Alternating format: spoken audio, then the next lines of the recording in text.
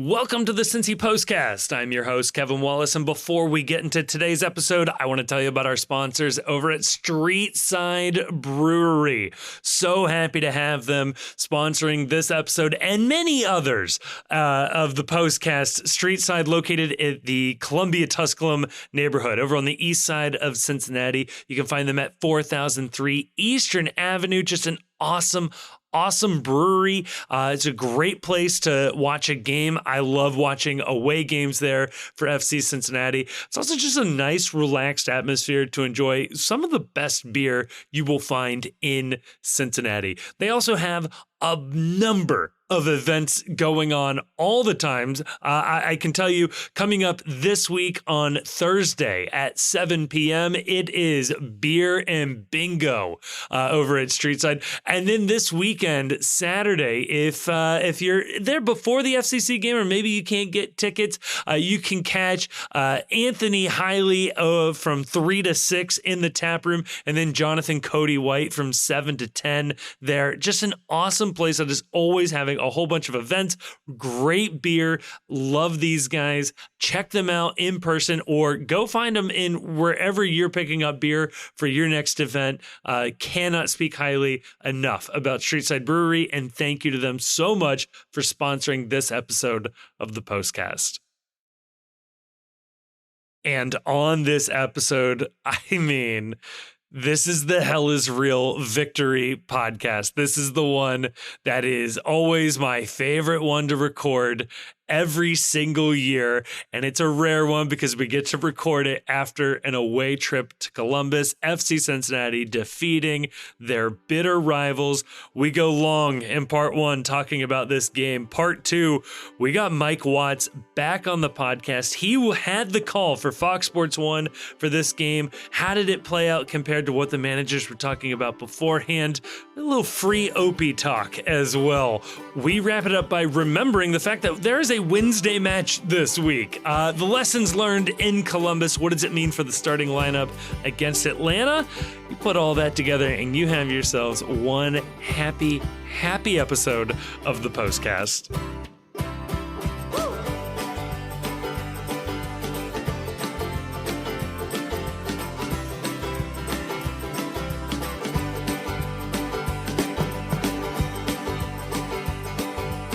Joining me to talk about all of that and more, I'm joined by two gentlemen still buzzing from this weekend, the Chief and Grayson. Grayson, I gotta ask. I don't know. I don't know what to ask, man. My mind is rattled from what just happened in Columbus. How are we feeling this fine evening? It was never a doubt. Like we said leading up to the game. It's, we love this rivalry. It's so much fun. It's one of the highlights of every season is when we go up to Columbus and play them. It's always a great game. And, you really learn a lot about who is the better team from who comes away from Columbus with the victory. We've always been saying this. Yes. We've always said this. We knew last week. Don't go back and listen to it. Just take my word for it. We knew last week that this was the type of game that we were perfectly set up to compete in. We knew last week that Wilfred Nancy's act had gotten stale, that teams around Major League Soccer are figuring out what Columbus has done, which is why they haven't won a league match in 5 weeks. These teams in Mexico, they don't see Nancy's act. They don't see the Columbus crew on a regular basis.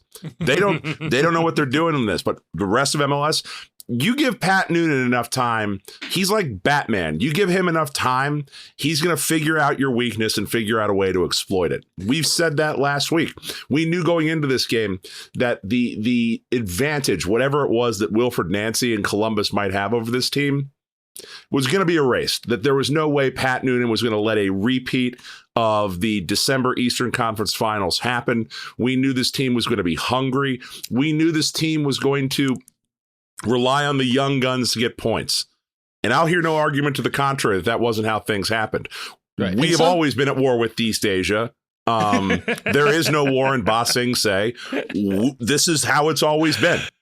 So some people may say, I took something different from the last couple of episodes. Right. And I will say, well, first of all, obviously kill the author, right? Yeah, Once the podcast is out there, whatever you take from it, most of the time it's valid. Yeah. For sure. And if you detected even the slightest absence of optimism from me last week, if you detected any hesitancy going into this game, just know that I come by it honestly.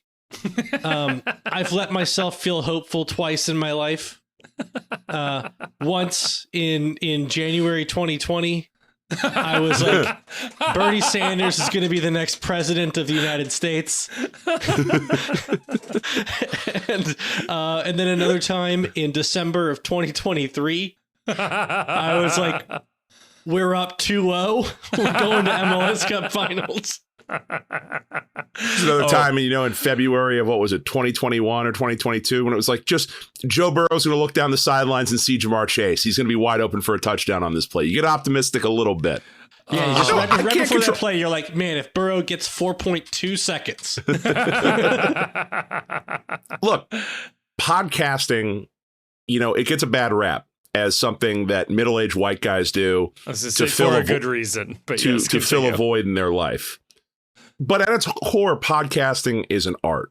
We put the art out there into the zeitgeist, into the community, and then the community can read into the art or see in the art whatever it is they're feeling. So if you listened to last week's episode and came away with that from that episode thinking, oh man, they're being really negative, I can't believe how negative they're being, I can't believe that they're predicting FC Cincinnati to lose, you should ask yourself today. Only one of us did, by the way. You should ask yourself. To shove, only one of us picked a loss.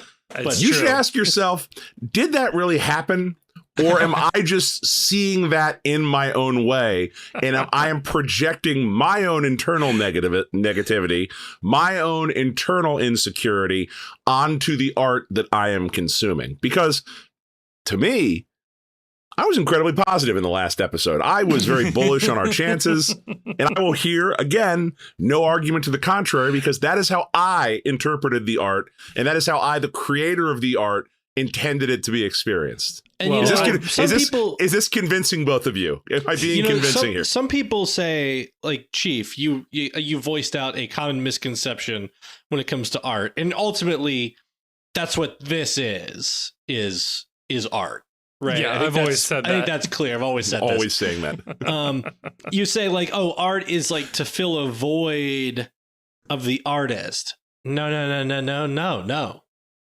It's the artist filling a void in the audience. Wow. That's if you're listening to this, this is your fault. Yes.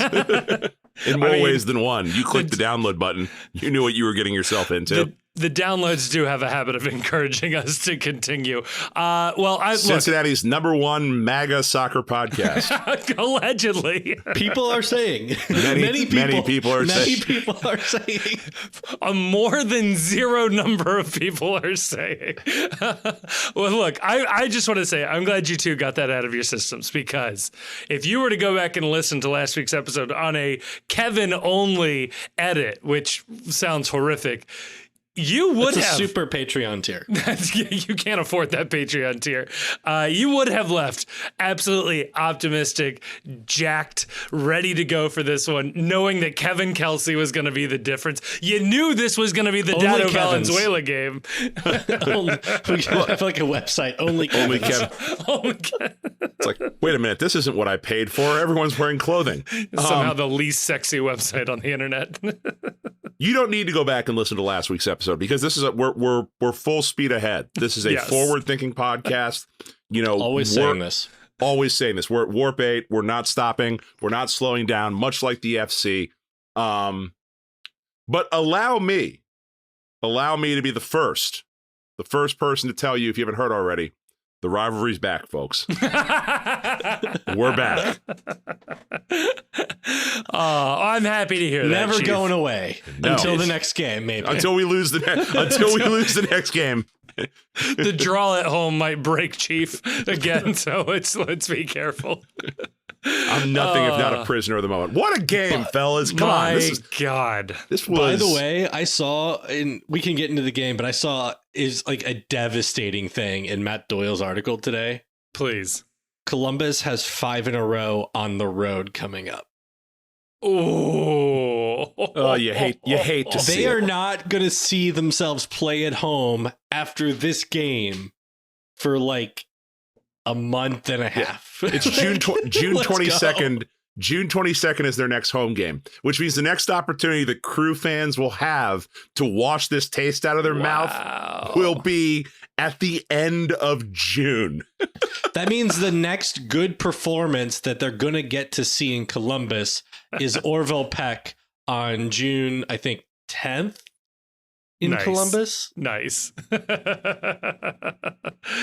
Yeah, I mean, not the most difficult of opponents in this first little stretch here. Wait, June 3rd. My bad. Wednesday, May 29th. Are they not at home against New England Revolution? I don't want to fact check us here. I think they got moved because of the. Did it? Okay. Because of the Champions League finals. Gotcha. I only say that because the site I'm looking at, which is, of course, Fought Mob, does have the Sounders match moving, but it didn't have New England. So, okay. Well, that is wild. Yeah, it's rescheduled for Saturday, October 12th. Good. So backload the end of their schedule, too. That's good. Absolutely. Love this. So, if Columbus loses the Champions League final, which they will. I want to go on record. Yes. Yeah. I mean, I don't know if there's any coming back from this.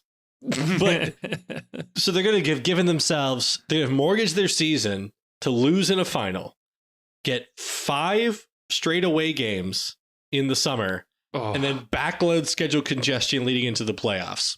So when they lose CONCACAF Champions League and they do, leave League's Cup looking on the outside, looking into the playoff race, all it takes is one half-tempting job offer for Wilfred Nancy to go, there's nothing keeping me here right now.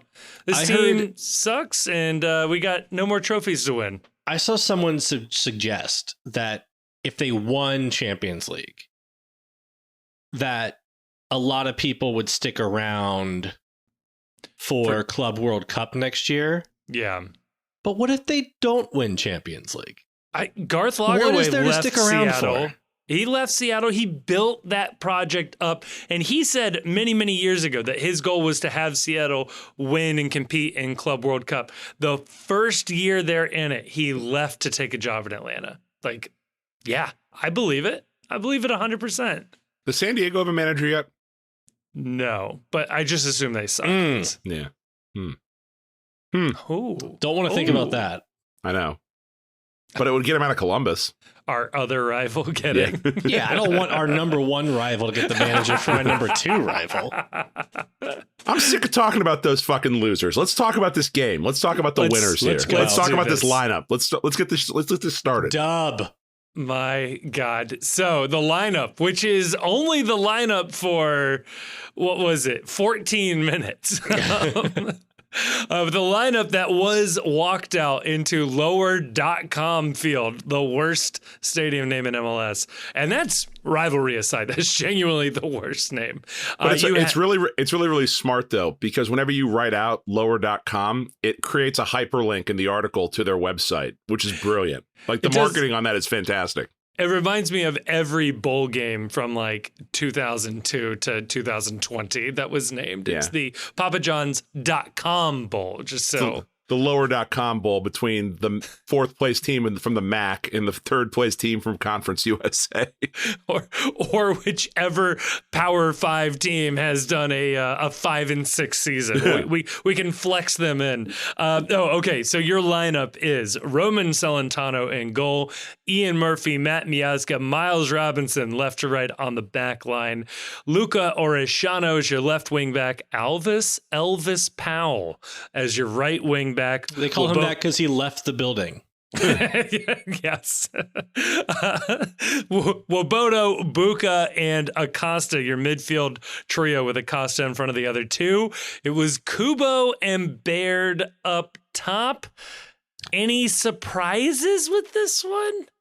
I mean, No. It's hard to say there's a surprise, right? Yeah. What There was your differences from what? Yeah. Like we talked about it. And I think that, it was like the safe play, the cautious play going into the game to see how things go. Yeah. Was to play the lineup that Right. he played. But the interesting thing about this is that this lineup's on the field for, like you said, 14 minutes. There were no surprises in how it was constructed. I wanted them to put Kevin Kelsy out there from the start, just because I think we'll later see. But it's better how it happened, right? Right. Come on. Right. No, narrative it is. for artistic purposes. But like, artists. I think it was readily apparent from when Kevin Kelsy came on the field why I think Kevin Kelsy probably should have started this game. Yes. Neither here nor there. Everything worked out exactly the way it needed it to be. With regards to Elvis Powell specifically, his name pops up in the lineup. We kind of suspected that was going to be the case, that he was going to fill in with Halsey on a red card suspension and Yedlin not even fit to dress for the match, which, put a pin in that and see where his status is. We'll talk about that maybe in the match preview section later. Fair enough. But you have Powell out there, and the instant concern from my vantage point is that Powell is something of a liability going forward. He doesn't want to go forward. He wants to hang back. He wants to play defensive where he can't get exposed. Now, he's got Miles Robinson covering him on that side as one of the center backs. But I am insanely curious what this lineup would have looked like and how they would have played if Powell doesn't get hurt in the 16th, was it the 17th minute? It is literally the 13th minute. 13th minute. If he doesn't get hurt in the 13th minute, I'm curious how this game goes, because he does get hurt. And the move then I think is very interesting from Pat Noonan, that he doesn't go to Sergio Santos as a striker so that Yuya Kubo can move out to the wing back. He doesn't go Kelsy. He goes Dado Valenzuela. So he puts a midfielder up at striker to allow Yuya Kubo to move over to wing back. And because he does that, I think it completely confuses Columbus as to how to defend FC Cincinnati. And it also allows FC Cincinnati to have an athletic menace to add to the high press. And now all of a sudden you're adding Yuya Kubo and Dado Valenzuela to the high press. You're adding both of them to the attack as well. I think that, I don't want to say it was luck, but like this move, by forcing this move early, I think it completely changed this match completely in FC Cincinnati's favor. Like, it was almost a purpose. You couldn't have scripted a better move to negate Columbus's ball possession, to help Cincinnati possess the ball better, to help them high press better, and to help them attack from a number of different positions. I don't know this happens if Powell is on the field. Yeah, so I think I would love to hear, and I don't think he was asked about. I'm pretty sure he was not asked about this specific choice. Yeah, but to me, it feels like Dado coming in, moving Kubo to right wing back is the most like for like change available to him, with like how they wanted, because Dado is somebody who can play up front. Kind of, I think, how you wanted Kubo to be able to play up front. Yeah. And Kubo is smart enough of a player And he's done a little bit of that right wing back, but he's a smart enough player to like play, to put him back at right wing back with. So that's like the move you make to have the least disruption to whatever your plan was. Yeah. To start the game.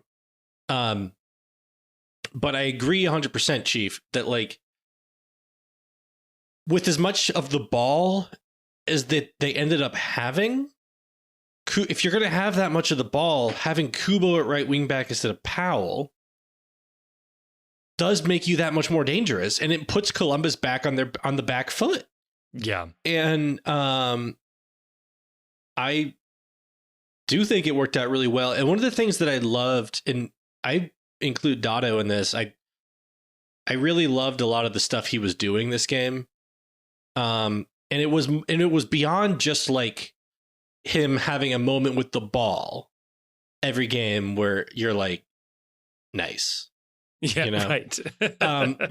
But watching this team pull off their like pressing triggers and their pressing patterns. I did something this afternoon that I never do, which is like I rewatched the game. Whoa. Show and prep. It's fun when the team has the ball and then you get to see them like do that kind of organized, dangerous pressing that they were consistently doing against Columbus.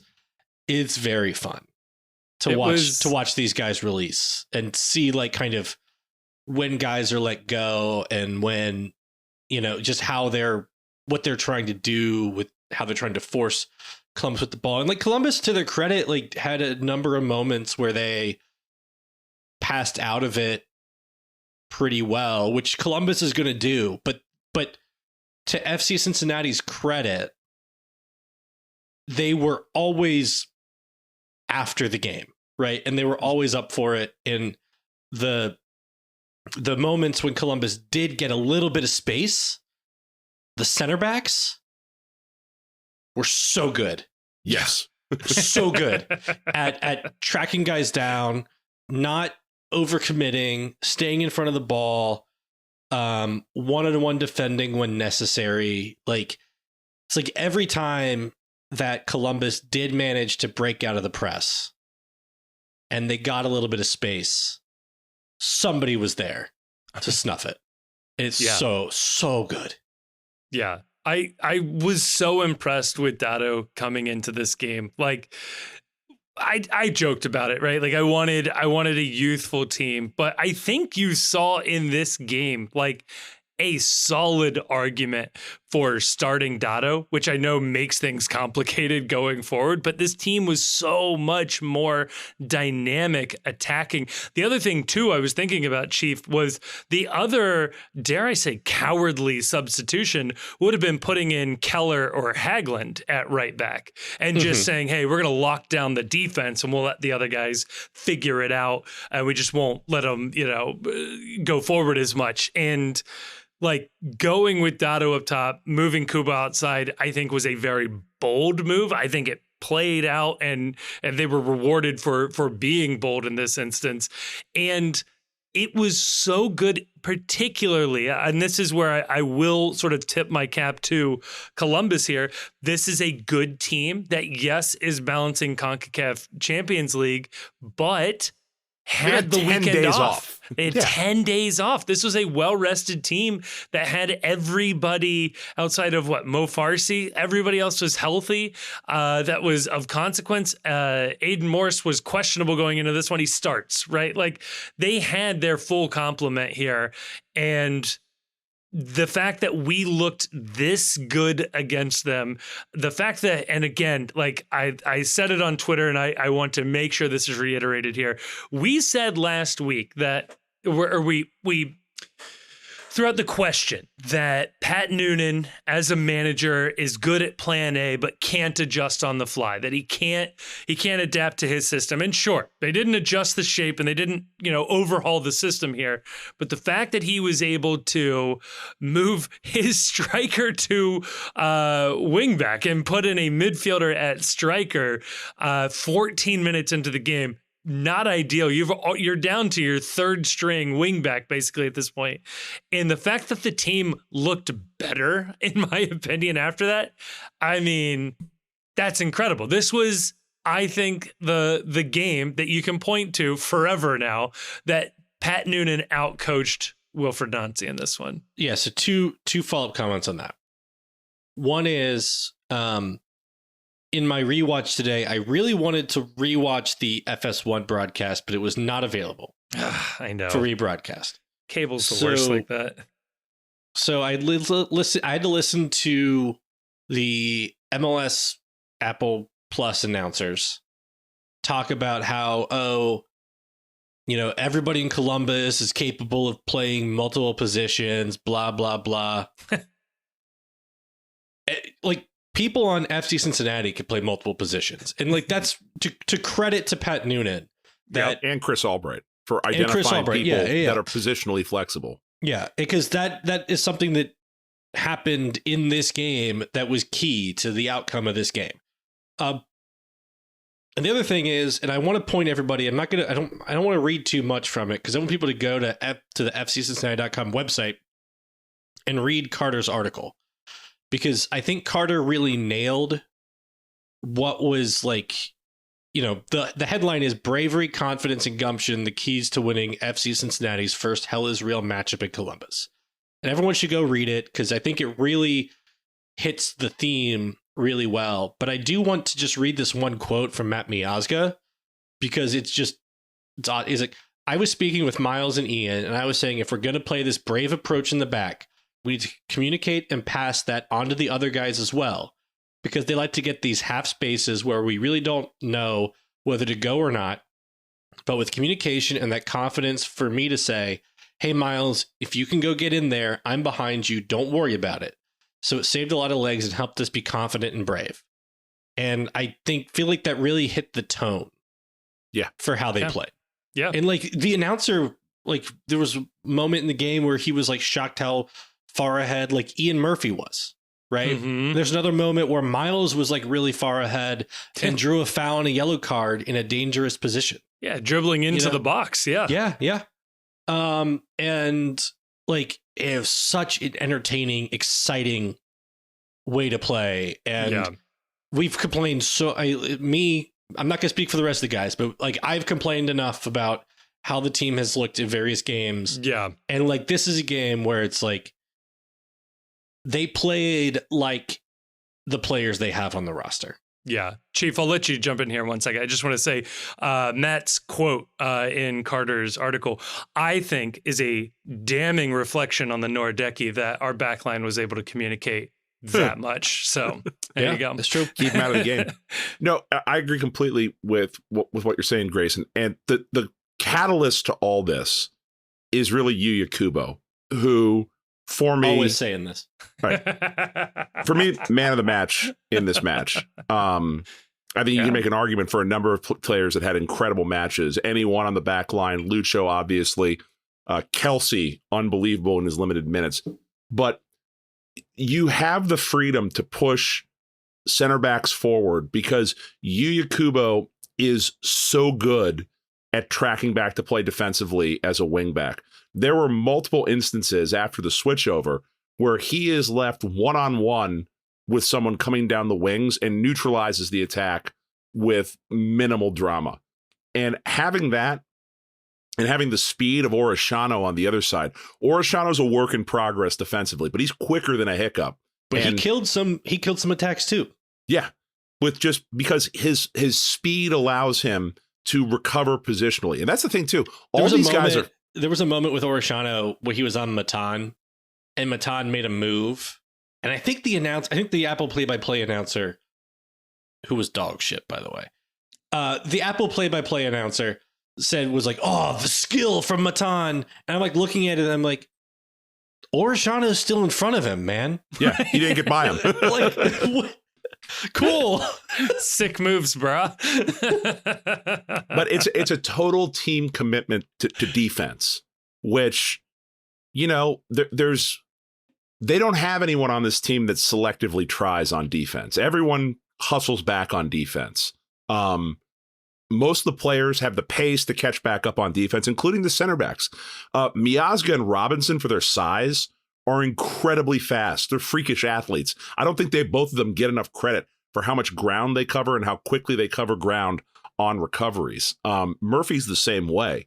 So it allows you to be more aggressive. And the game plan here clearly was that we have to take this game to Columbus. Yep. And it's reflected by the fact that if you look in the numbers, especially in the first half, FC Cincinnati has more touches and more passes in the opponent's half. Like they played more of the match on Columbus's half in the first half, probably would have done the same in the second half, but for the fact that they scored 2 goals quickly and they start to pull back a little bit and absorb more pressure after that. But they went right at Crew. They went right at them. And there was a concerted effort just to play up in their kitchen. And it was fun to watch. Yeah. It was fun.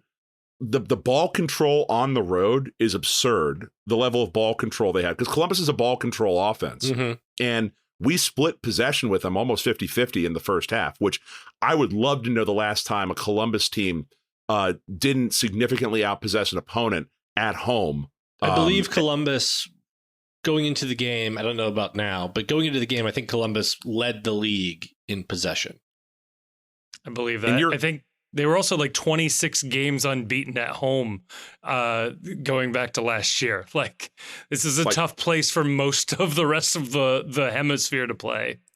And it was fun. And it wasn't empty possession either. They were advancing the ball. And the one thing I like too is that they looked more decisive than they have in recent weeks, where there wasn't a lot of lingering on the ball. There wasn't a lot of indecision about where the ball should go. And for the optimists out there, you could probably say, and I think it's fair to say, that this is a reflection of a team that's starting to get better at understanding where everybody's going to be and get better at understanding shape, get better at understanding space. I'm glad you brought that up because I had the same thought. It was like, we always talk about like a team needs to gel. They need time to gel. This was the first game where it felt like we're looking at a gelled team right now. Like, this is, everybody has learned everybody else's name and they're off to the races. I will say I did end up having to watch this one from a wedding reception. It was beautiful, by the way. John, Brittany, congratulations. Did an incredible job. But I was a antisocial weirdo sitting on a couch for most of the evening, watching my phone, constantly looking over at my wife going, is it okay? Like, can I keep doing am I okay? This? I'll stop. I'll go socialize at any time. Like, I get it. But like, if I'm getting away with it, I'm going to keep going. And the whole time I was expecting to just have a clinched asshole hoping for the best and just like begging nothing bad would happen. And the more I'm watching, the more I'm like, oh, we're like good. We're taking it to them. Like, we are doing a fantastic job here. And I was so relieved that it was not the hang on for 0-0 and maybe we get lucky on a set piece, that this was genuinely an attempt to go at them. And we were doing that when Powell was on the field. I want to be clear there. Like, they didn't Kuba change their approach. Really good as a, like, he looked very threatening up top as the striker before they. Kuba had a 0.6 XG chance at the early in the game. If anything, it was just like Kuba had some rough finishing moments in this game. If you're looking to poke a hole in what was an otherwise fantastic performance, there were some moments you go, maybe you do see him more of as a midfielder in the long term. I mean, he's had success so far this season, but he's just processing too many things in his brain. He's being asked to do too many different things. He plays so many positions. It's that when he finally gets these one-on-ones with the keeper, which he generated an absurd number of 1v1s in this game. He did. He forgets, am I a striker? Am I a wingback? Am I a midfielder? Am I a holding midfielder? Am I attacking midfielder? Am I a defensive midfielder? Who is Yuya Kubo? He asks in his internal monologue. Because yes, I am projecting that Yuya Kubo is one of the 80% of normal people that does have an internal monologue. I don't know what language his internal monologue is in. I'm guessing Japanese. But whatever it is, he finds himself asking existential questions in that half a second and then misses the opportunity to finish. So maybe I love the idea that like we don't know anything about Yuya Kubo and Yuya Kubo doesn't know anything about Yuya Kubo. I mean, maybe at this point he just has like just a bunch of different languages like jumbling around. Like I know someone who grew up with like parents who are both from not the US but from different countries from each other. Yeah. And like this kid grew up like trilingual. Wow. But because his like mom would speak to him in one language, dad would speak to him in another language, and then like school was in English. But like when he was like 4 years old, he thought like boys spoke one language and girls spoke like another language. Like he just thought like his dad spoke the boy language and his mom spoke the girl language. I'm telling you, this kid can make serious money just writing a self-help book off that premise. Men speak Portuguese, women speak Norwegian. I'm Classic. always saying this. Who hasn't read that one? Do you think Yuya Kubo thinks in midfield, striker, or wing back when he's alone with his thoughts? Well, he writes in midfield, but he actually speaks in striker. It's a little confusing. What's really going to be funny with this is that like eventually he's going to become like, you know, all of a sudden it's all going to fuse into one in his head, and he will truly become the prophesized chosen one soccer player who can do anything on the field at all times. Like the game will slow down. It'll be like the Matrix thing where he's blocking all the punches, or it'll be like master all four elements, and so he can do whatever he needs to on the field. I mean, he's close. In all honesty, he is setting himself up like CV wise for being the best manager of all time. Now, if he can like convey this to other people, that's the trick. But like to be able to speak so many different languages and then to teach people how to play different positions because he himself had to learn them. That's what you look for in a manager. If Kubo becomes a manager, that's my team. Yeah. Like that's my other team. Whatever team Yuya Kubo is coaching, that is my number 2 team to FC Cincinnati. And if he becomes the Japan national team manager, bye-bye, U.S. soccer. You're going to add the Japanese flag emoji to your... Japan Federation. You're going to demand Japanese or the J-League implement Pro-Rel to help Yuya Kubo. Yeah. Grayson wishes to wish the entire nation of Japan, Ohio. Oh, nice. There we go. What if Yuya Kubo becomes the manager of FC Cincinnati at some point in the future? I mean, in the next 10 years feels like likely, I would say. It feels honestly like if it feels like inevitable. Like Noonan coaches the team for 10 years. Yeah. Kubo takes the reins. Yeah. Like, because Noonan becomes the national team manager in 10 years. Or no, Noonan takes over Real Madrid. Yeah. Okay. From FC Cincinnati. Yeah, from FC. Let's project this out. Like Nancy will be coaching Barcelona by then. Oh, there we go. It's like we're going to put you into the spot of, what is it right now? It's 2024. It's 2030. Yuya Kubo is finishing up his last option. It's somehow. 2030. We're all Blade Runners. Yes. We're somehow still doing this podcast. I don't know why. Yuya Kubo executes his last option. Yuya Kubo sees a turtle in the desert and it's on its back. What does he do? We're not actually doing the podcast. We've been replaced by AI voices of ourselves, and we just set the AI to debate. Oh, thank God. It's 2030. Yuya Kubo is finishing his last option year with FC Cincinnati. And Pat Noonan... I had a really depressing thought. Pat Noonan has just been found out. He's just gotten the call personally, hasn't told anyone else, that he's been offered to manage at, Manchester United or Barcelona or whatever. And he goes to Yuya Kubo and says, Yuya, I need to talk to you about this weekend. It's like, I got a new position for you, one you haven't played yet. You game? And he's like, sure, whatever, coach. And he just hands him the whistle. It's your team now, Yuya. But I mean, if Yuya hasn't sorted himself out, what position he plays, if he's a player manager and he needs to sub himself in, where does he play? I don't know. He knows he's the best option, but he doesn't know where. So the depressing thought that I had when you brought up like the AI voices, please, is like, what if like one of us dies suddenly, and like our wives, like this is like the only like recording that they have of us to like, Jesus, and like our wife just starts like listening to like back episodes of the podcast. It's like, this is the legacy that like we've left.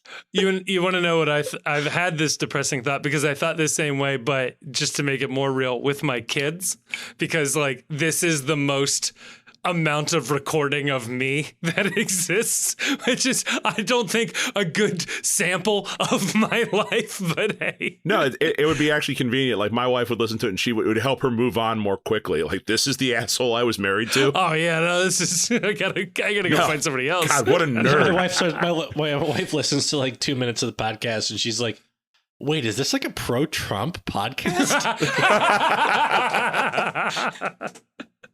Folks, if you can't tell, the Post headquarters rocked this weekend by somebody suggesting we were too pro-Trump as a podcast. Not even individually. It felt like as a podcast, we were too easy on them. I don't know what to do with that, and I'm not going to work to persuade you one way or the other. Just rocked by the accusation. I mean, kill the author for sure. If you think this is a pro-Trump podcast, then like you're right. It is. If you think it's an anti-Trump podcast, you're right. You're right. Like we can't like tell you how you perceive it. Oh God. Was anyone else on this game? Was please. Anyone else slightly worried? No matter how well we were playing, I had the thought of, God, they're going to concede right before half. That they're going to squander all of this great momentum, and there'll be some bullshit goal from, like, some missile from 20 yards out that'll just blast right by Roman. That's always the worry, right? That like there were a couple of like even nervy moments, and you're always going to give up like those nervy moments. Yeah, like there was that one to Rossi, where he, I think, hit off the post. There was that Morris shot that went just outside, although I think Roman had it covered. Yeah, the looping one. Yeah, no, the one Morris to the lower corner that was just right Morris off the outside. had one that went like it was from like the right side of the goal, just out of the box, and then went outside the left. Yeah. Roman had that though. I think Roman had it. And then, like, obviously, like even like Cucho's free kick, like I was worried about that, even though they had like the wall, and like that was covered perfectly. I mean, like the only open spot was where Cucho shot it, and Roman was right there and caught it, comfortably. Yeah. So, but it is the thing you worry about in a game where it's like, yeah, we're like taking it to them, but all it takes is one lapse. Yep. If you're not scoring, right, or for it to end up the wrong way, or one horseshit call, because I thought this match was, I didn't think the officiating was great. I thought the officiating got worse as the match went along.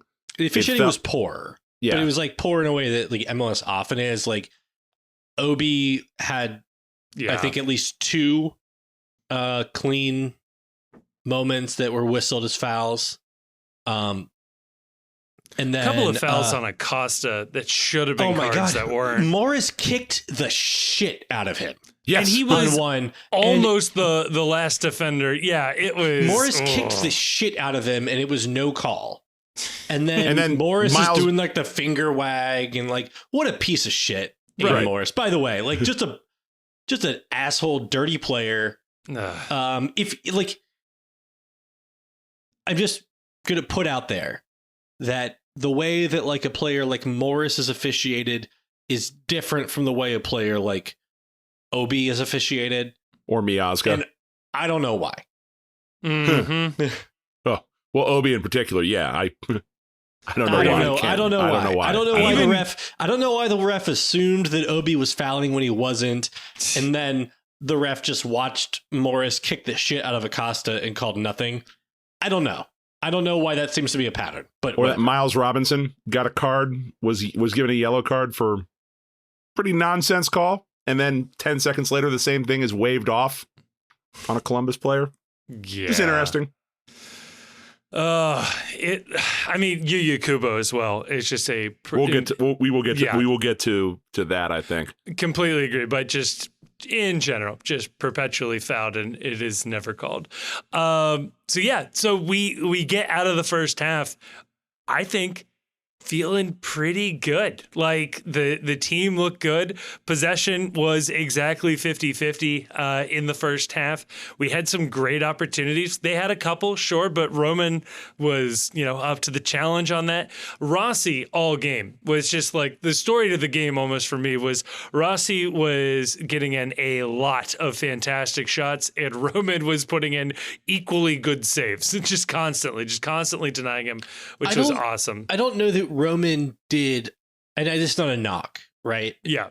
I don't know that Roman did like any like spectacular, like how the hell did he do that saves? Right. But he was like just extremely solid the entire game, right? Yes. Like it seemed like he was doing like the exact thing that you want him to do throughout. And then with the feet, I mean, we always knock him on his feet, but like they played back to him when they were being pressed in the box a couple of times, and he's always very calm. Yeah. Yeah. Like he's not doing anything like wild with the ball, right? But he'll have attackers bearing down on him and he'll find a safe place to put it. And I just always appreciate that from Roman. Yeah. It reminds me of like I think it was Franz Beckenbauer, some old German center back had this idea that he hated slide tackling because slide tackling meant your positioning was bad. Like if you need the spectacular that's how I was save, always coached, where they were like, if you're slide tackling, it's because you're out of position. Yeah, if you need the spectacular save, it means you were in the wrong position to begin with. And in a lot of cases, there are certainly exceptions. And part of that's down to just it's what we were talking about earlier with the center backs is that the center backs and the defense, they were adept at collapsing down onto the ball and preventing the opportunity for the clean shot, but also preventing the opportunity for the offload pass, like clogging up the passing lanes as they collapse down on the ball so that when there were shot opportunities for Columbus, they were predictable shot opportunities. They weren't, pinging the ball around, getting people outside of position. It was always from most of the shots they took in this match were shots where they were telegraphed from a ways away, and Roman can see that, get on the other end of that, and get into position to do something about that. And that's because the center backs are funneling the attack where it is the least threatening spot to be in. Yeah. It was just well executed all around. Coming out of the half, though, we finally get to the half, 0-0. Fantastic. Things are looking up. I said in the Discord before the game, a 0-0 game would be objectively the funniest outcome given the copious amount of shit I was talking all week. I would have really enjoyed just like a nothing draw. It's really hard to take anything out of.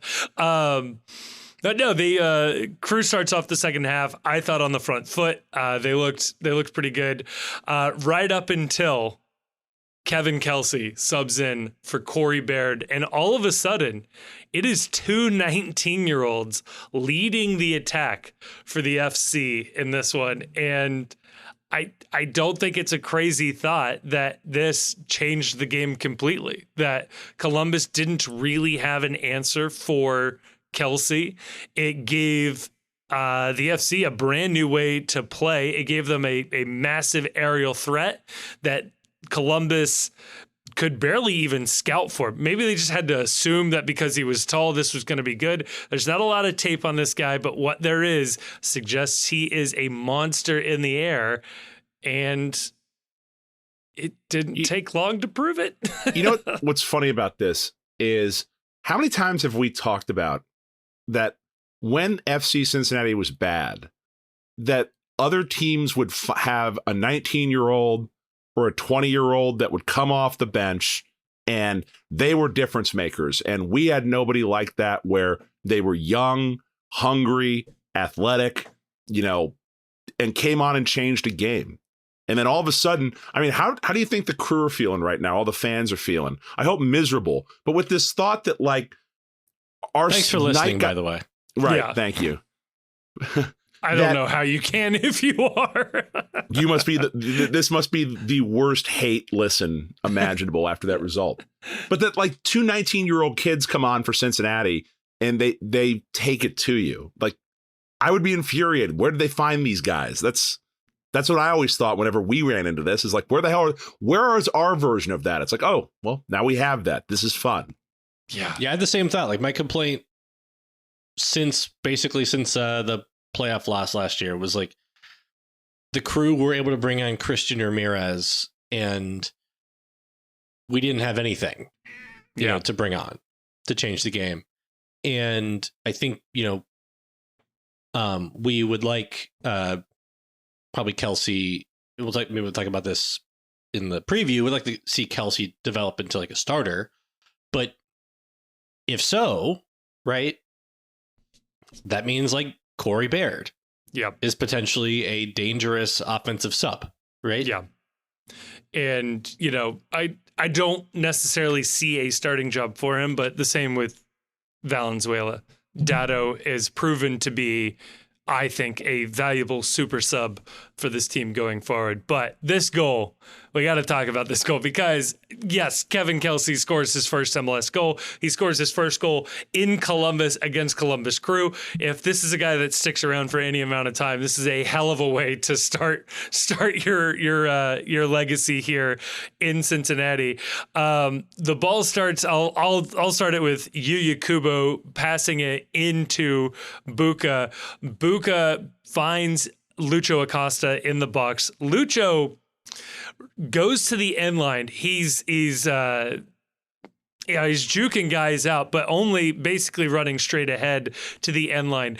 And he'd be forgiven if the ref blew it out of bounds here. It is very close to going out of bounds. He does manage to flip the ball up into the air, and the only thing the Crew center back can do is full arm, 2 arms, shove Kelsy, because his head he's got his entire torso on top of this Crew player's head to lean over him and to head the ball in. It's incredible. Schulte is way out of position. I guess he was thinking that ball was going to come in on the ground and he was going to grab it near post, beats 2 Crew defenders, and Kelsy heads this ball into the back of the net. And we're off to the races, boys.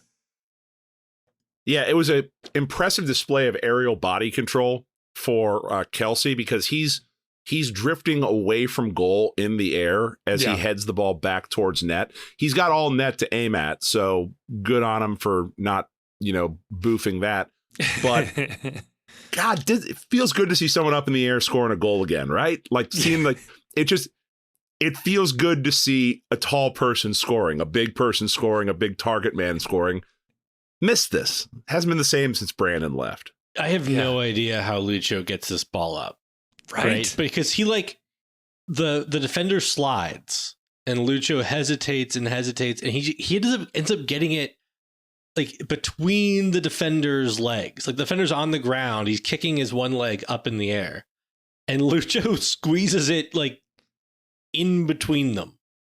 He somehow nutmegs a guy who's on the ground. It's born to do it. It's built insane. Different. It's one of those things where it's like, he's the reigning league MVP, and yet I still feel like he's underrated. Credit to Bucha for finding him. Yeah. And then he somehow, I don't know how he gets that space to dribble down to the line. There's insane. 4 defenders there. He splits them so easily. He leaves at least 2 guys on the ground, trying to figure out what happened when the ball goes in. It's so good. And again, this is Kubo in the midfield, finding Bucha, who is pushing into an attacking position. He's not hanging back. Miles Robinson is at the top of the box in this one. The entire team has collapsed in on Columbus. They are full send in this attack, and it pays off. This is everything that we had ever wanted. Valenzuela, by the way, some great movement that it just goes unused in this move. But I wouldn't say unused. I mean, you got to think Schulte sees him.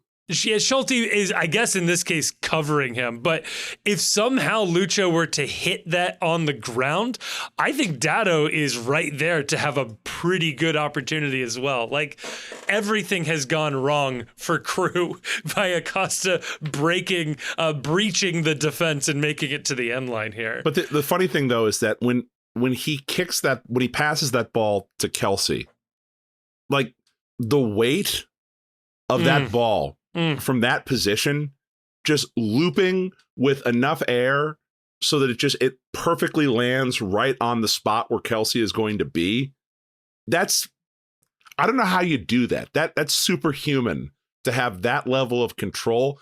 And I'll say it, if that was a certain person wearing pink down in South Florida, that would have been on repeat all night on SportsCenter. That kind of a pass.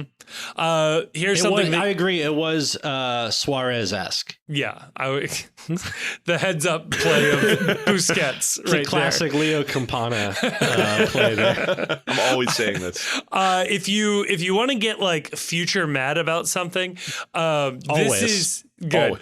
Lucho Acosta Mad on at the stuff US. that didn't happen. Mad at people who don't exist. That's bread and butter. Let's go. I'm going to invent a plausible but insane scenario that we can all get mad at later. Lucho Acosta does this exact same move for the U.S. men's national team. Let's say in a game that matters, and he has that perfectly weighted ball back to the middle of the box there, only for Greg to have not called up any tall, big-bodied strikers for that to just not go anywhere. So there you go. Yeah, Jesus Ferreira is just standing in that Dado spot, and nobody else is nearby. Haji Wright is for some reason at the top of the box as well. Yeah. It's all right. Grayson and I have already moved on to rooting for Japan. We're fine. Yeah. Always, konnichiwa. Here's a good question. When can we start the Yuya Kubo 2 Japanese national team hype train? Because I feel like I don't know. Pick whatever the worst spot is in their lineup. He's better. Kubo can play that position better than that guy. Yeah. If they have any J leaguers in the starting lineup, Kubo could beat them. I feel confident in whatever they're doing. Oh yeah, easily. Start our new podcast, The Rising Suns. A Yu Kubo fan podcast releasing daily. We don't know anything about this guy. Except that he loves Japanese whiskey and cowboy hats. We do know that he likes Japanese alcohol. Oh, yeah. Japanese beer or alcohol? No, he said alcohol. Good. Leave it vague. So to be determined. Might be sake, might be Four Roses? Who Kirin knows? Ichiban, might be Four Roses. I mean, you would think it would be sake if it's Japanese alcohol, but yeah, Four Roses actually works just as well here. We can't. So we have to stop talking about this Japanese player video that MLS put out, because I just feel like the likelihood that one of us is going to try to do an accent growing. And we just got to move on. We can't be doing that. We do not need to be canceled at this point. We can more than we already are. Yeah, we can afford to be canceled later. And hilarious video out of the traveling Bailey, the Flying Pigs, I would love to affectionately call them, our traveling supporters. They are doing a shalala in lower.com field stadium, whatever, and they don't even finish the shalala before Lucho Acosta scores yet again, doubling up on them. This is such a cool moment. And this is everything that you want in terms of Kelsy passing out wide to Valenzuela, who has drifted way, way out wide, which has allowed Orishano to actually hang back in this instance. And Dado finds Orishano, finds Buka, who had a fantastic game again, who has a perfectly weighted one-time hit pass to Lucho, splitting the defense, putting Lucho one-on-one with Schulte, but then drags back, lets the defender run past him that is crashing in to defend this one. And all of a sudden, Schulte has protected near post, classic goalkeeping coaching. And with one quick move and a flying center back later, Lucho has all of the far post wide open to him, buries it. It is 2-0 inside of 2 minutes in this game. So I want to credit for sure Bucha with finding Lucho with that great pass and Lucho's move. But this really gets started with Kelsy making a nice bit of hold up play and taking like one extra touch to kind of let players get into position before he finds, I think, Orishano. Yep.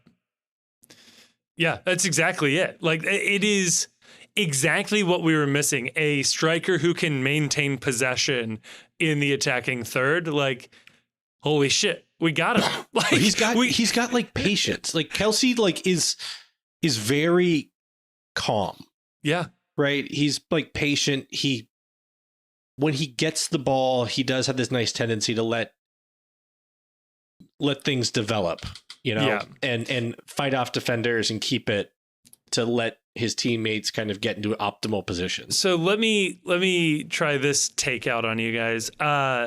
Miles Robinson is the, as good as Mosquera, but you could look at Mosquera's projections, his career, and say he has the higher ceiling. But right now they're equal. I'd be willing to bet after I think we got 45 minutes on it. I know where you're going, and you're way out of pocket on this. I think Kevin Kelsy, higher ceiling than Brandon Vasquez. I'm going to say not as good at the moment, but I'm 45 more minutes. I might be convinced. I think he's got a higher ceiling. He's got the exact same profile. Yeah. I mean, that's just based on like all of the evidence we have. Yes. For him being where he is at 19, like, yeah, like he's ahead of where Brandon was at 19, but like he's still in this kind of murky, like he's in maybe territory right now. This is a wild take, Kevin. Yeah. I love it though. I love it. I love this take for you. Thank you. I love that you're in this position right here. This goal is incredible. Kelsy really deserves the credit for starting the movement, I think. But this is this is vintage Lucho now, where he gets into space and then he creates the last 80% of what needs to happen, where the good movement with the ball, touches are under control, doesn't, kick the ball out to where the keeper can get it because he has a heavy touch. It's a light touch. He manipulates the defender to create a shooting lane for himself, fakes a dude out of his cleats, and then calmly slots the ball past the goalkeeper. The one part of this that I do want to put on the crew, though, is it is horror show defending of Acosta on this play. If you watch the replay on this, when I believe it's Orishano has the ball, Lucho is wide open. Yeah. And if he passes to Lucho in that moment, Lucho turns around and is 1v1 with the keeper right there. The defending on Acosta it's almost borderline insulting for the reigning MVP and the number one offensive threat on this team. I don't know. Like I think it was a product of Columbus being genuinely shook that they're down. Yeah. There's a little bit of confusion in that moment. But Lucho is wide open on this entire movement right here. He is, but I will say this. I'm rewatching it right now, thinking about your comment. It was the optimum pass to pass it to Bucha and then have him make the pass from where he made it to have Lucho receive it where he actually received the pass, than Orishano finding Lucho earlier. I agree. I think that's my I think that Orishano could have found him for sure, and maybe it would have turned into something. But what actually happened was like Lucho got the ball in optimal position. Yeah, and right. From optimal angle. Yeah, he's in a dangerous spot when Orishano has the ball and is wide open in that dangerous spot. But by the time what the extra pass does is it allows him to get more central so that the amount of movement he has to do to get to goal is a lot less. He has to make a more complicated turn too, I think, if he gets it from where Orishano played it. But yeah. I mean, great goal though. Somebody should have they should have been more aware of where Lucho was. What are they doing? I think they're shook. They're genuinely not used to losing. I think that this game had been fairly back and forth, if not them on the back foot up until that point, that I think they truly doubted themselves when that first goal went in, and we've certainly weren't it dictating the game the way that they are used to. Yeah. I mean, we all saw the clips on Twitter, right? That like, oh my God, look at these passing sequences against Monterrey, which a lot of questions about what Monterrey is doing in those clips. But like, yeah, I don't know. They must have convinced themselves that they were going to be able to do the same thing to Cincinnati. And all of a sudden they ran into a competent defense and a midfield that was intent on disrupting their passing. Loved it. Can I get mad now about something? Please.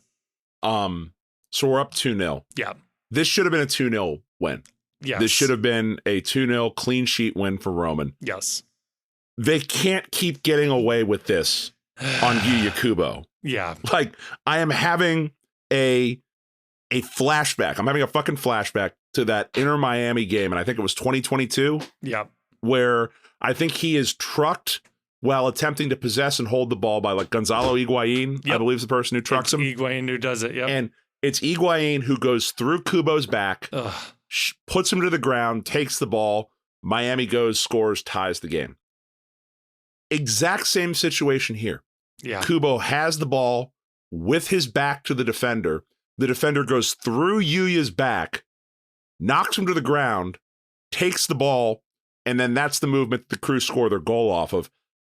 I'm sorry, that's a fucking foul. That's a foul in every other soccer league. That's a foul against any other player. When you go through a player's back and the player goes to ground, that's a call every time.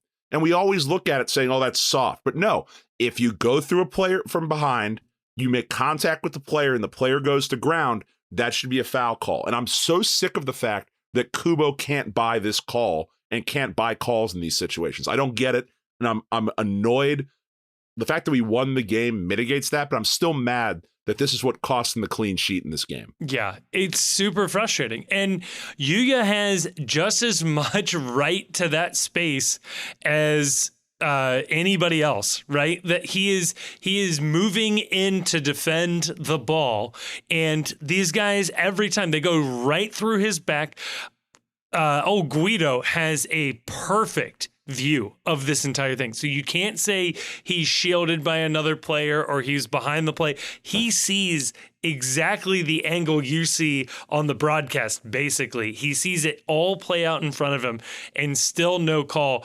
I still think it was half decent defense to defend everything after that moment. If anything, like, Pinto's a little slow stepping to the ball, and that's maybe the difference. But at the end of the day, it's a fantastic shot that ultimately just gets across goal and is exactly the reason why we call it the MLS clean sheet. That, like, it's real hard to keep them all out.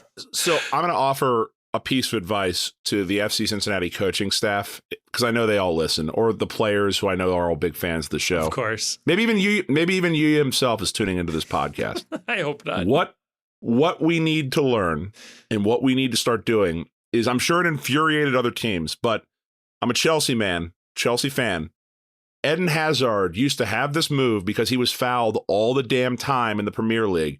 And that's that when he was fouled and went to ground, the first thing he did was grab the ball on the ground. Yes. He would go to ground, grab the ball, and then you have forced the official to do something. You can't just let it play on, because you're either calling a handball on the player who was fouled, or you are forced to acknowledge he did not spontaneously go to ground. There was a foul that was here. I have to award the foul in this situation.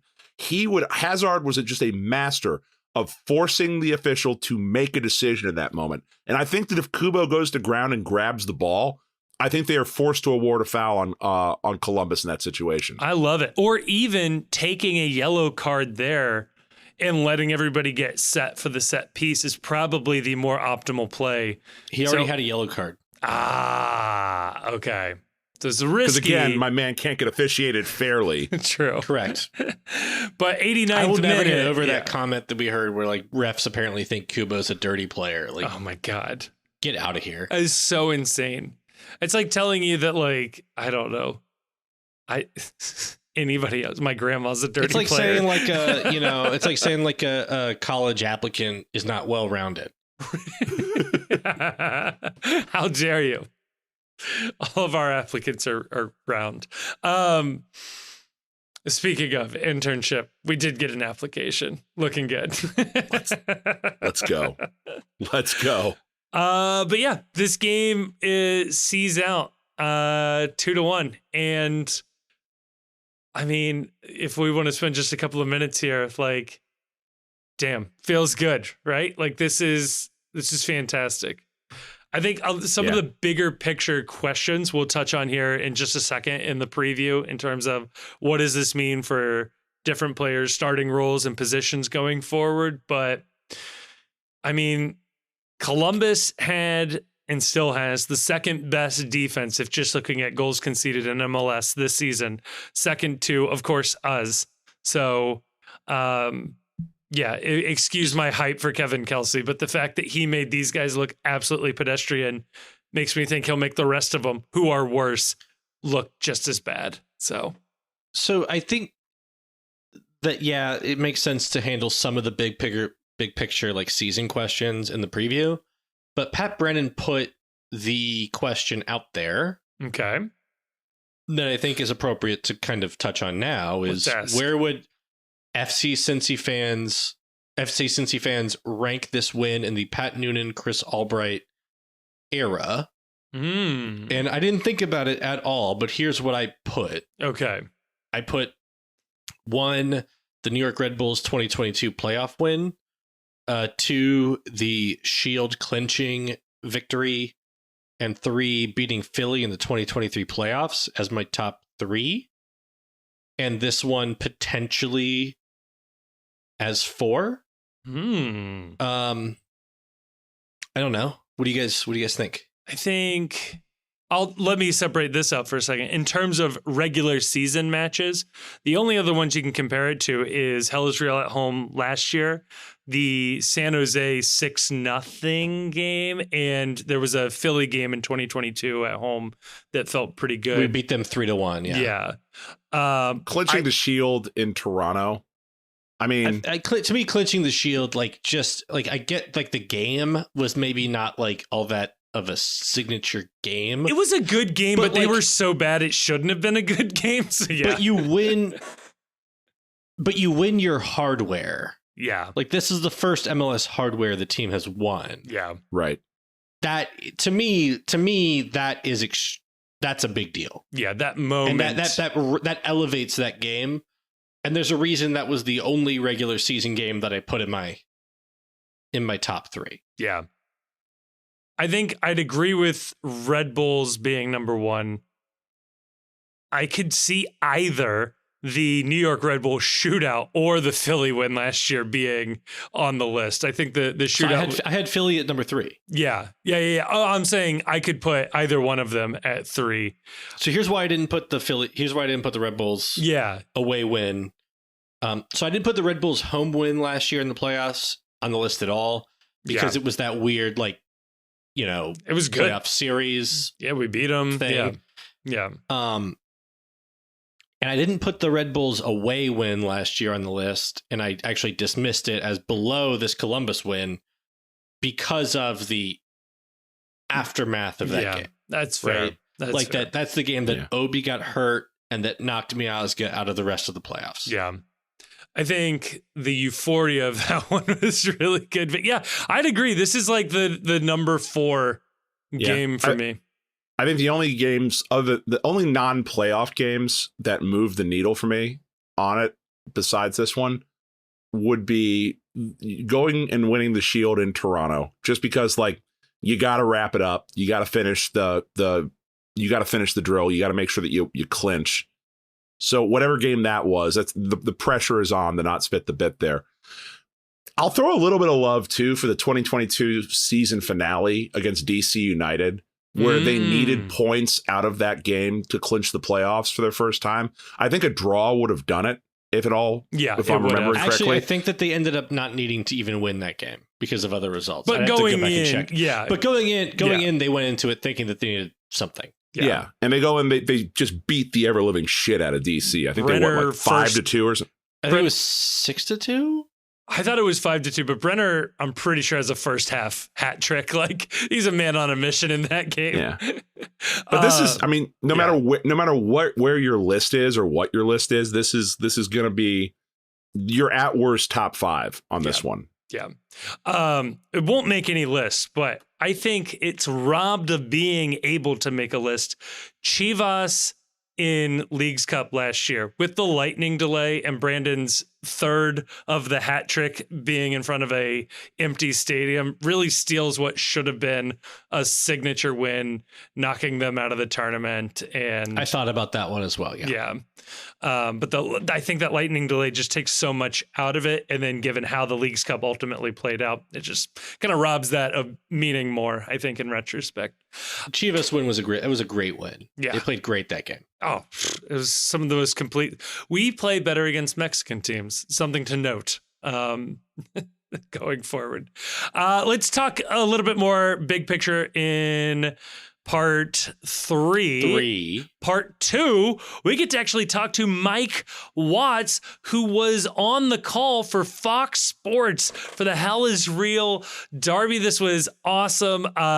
So excited to talk to Mike about this. Part 3, we will talk, like I said, a little midweek action. So stick around for that one. And before we head on over to part 2, I want to tell you about our sponsors, Cincy Shirts. These guys, let me tell you about these guys. Do you know about these guys? Let me tell you about these guys. Cincy Shirts has been around from the beginning. If you ask me, and nobody did, Cincy Shirts was instrumental in FC Cincinnati becoming very, very popular and eventually leading to their MLS bid, which is why I am so excited that the Post and the Postcast are able to partner with them. Look, here's the deal. If you use the promo code ThePostCincy, all one word, all caps, when purchasing something from them, you get 10% off and we get a little bit of money back our way, huh? It also lets them know that you heard about them through our show. And even if that's not true, it makes me feel good and it makes them feel good. So use that code. Look, they just released some new Hawaiian style shirts. I don't know if they're actually Hawaiian style, but some new floral prints for FCC, some button-ups. Get on this. The supplies do not last.